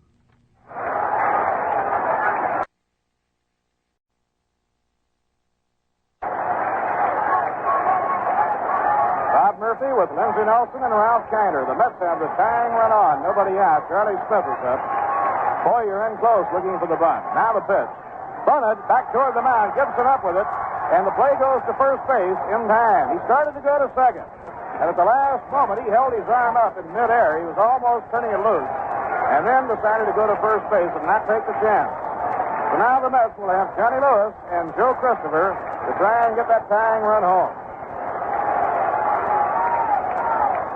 One play going from Gibson to Maxwell, who covered his first.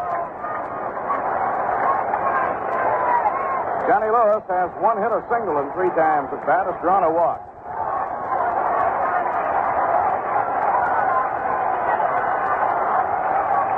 Now Gibson slowing the pace down a little bit for the first time. Comes to the set position.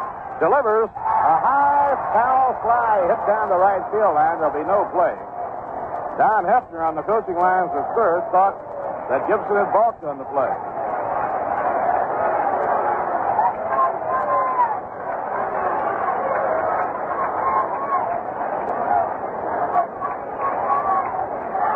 Wait for a moment as Billy Cowan hustles out to the bullpen to help out. Billy has already been used in the ball game. He came in as a pinch runner.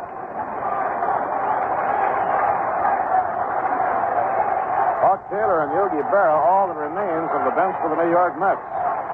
Here's the pitch. Outside, 1 ball, 1 strike. And the Hawk is coming in now. Billy Cowan went out to take over his work in the bullpen, and the Hawk is coming in.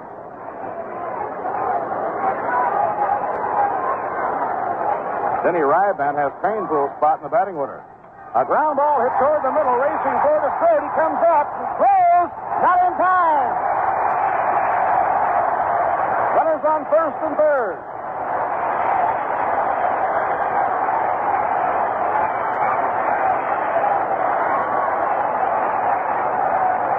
A base base hit for Johnny Lewis. He hit a ground ball right up the middle. It wasn't stung. It wasn't hit too hard. And Grote, after a long gallop to his glove side, came up with it. He had to throw off balance and try and get something on it. The throw was not nearly in time. And the Mets have runners at first and third. Bobby Klaus moving over to third, and Joe Christopher coming up. Runners at first and third. That was the 10th hit of the ball game for New York, and this big crowd standing. Christopher 0 for 3. Klaus, the lead runner. He's the tying run at third. One man down. The infield set for two. Inside, ball one. Ron Taylor, a right-hander. Steve Carlton, a left-hander, warming for St. Louis. Mets getting their bullpen ready now because Denny Ryban is due up next. And Jim Bethke is warming up. Gibson in the set position. Delivers. A swing and a miss on a breaking ball. 1 strike on Joe Christopher. One thrill stacked right on top of another. Runners at first and third, one man out. Cardinals have the infield at double play depth. The outfield just about straight away. Now Gibson set. The 1-1 pitch. A ground ball hit the shortstop. Grote touched the second one. Maxwell the first. Double play. The ball game is over. Joe Christopher's ground ball to Dick Grote is turned into a game-winning double play by veteran shortstop Dick Grote, and the Cardinals win a thriller by a score of 4-3. Bob Gibson weathering the storm and going all the way to win his 6th ball game without a loss. In the 9th inning, as the Mets threw a king-size scare into the World Championship Redbirds, for New York, no runs, 2 hits, no errors, and 1 left on. So the big crowd of nearly 25,000 almost limp now as they head toward the exits at Shea Stadium. The Mets have just played their 12th ball game, decided by 1 run, in only their 25th ball game of the young baseball season. This was a game in which the Mets went out in front by a score of 1-0 when they got the game's first run in the 5th inning. When Roy McMillan got the second of his 3 hits, Warren Spahn drew the first of his 2 walks, and Bobby Klaus doubled to right center field, driving home the first run, his base hit scoring Roy McMillan. The Mets made it 3-0 in the 6th inning on base hits by Charlie Smith and Johnny Lewis. A good sacrifice by Joe Christopher moved the runners up, and Roy McMillan's double to right center field drove in both Charlie Smith and Johnny Lewis. That made it 3-0. The Cardinals came right back in the 7th inning to tie up the ball game. Mike Shannon doubled to left center leading off.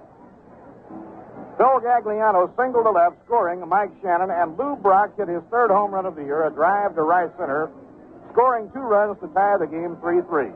The Cardinals got the winning run in the 8th inning when Dick Grote tripled with a line drive that hit right on the line going down the right field line.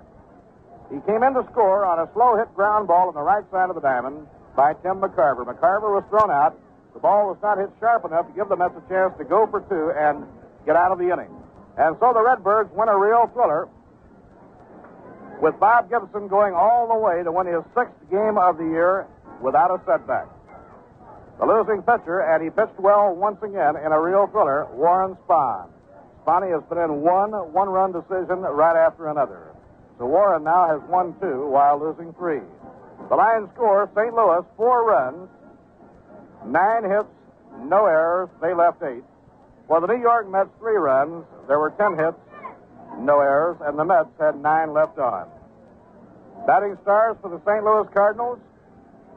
Phil Gagliano singled in their first run. Lou Brock hit a 2-run homer to tie it, and McCarver's ground ball scored Dick Grote, who had set it up with his line triple to right field with the winning run in the top of the 8th inning.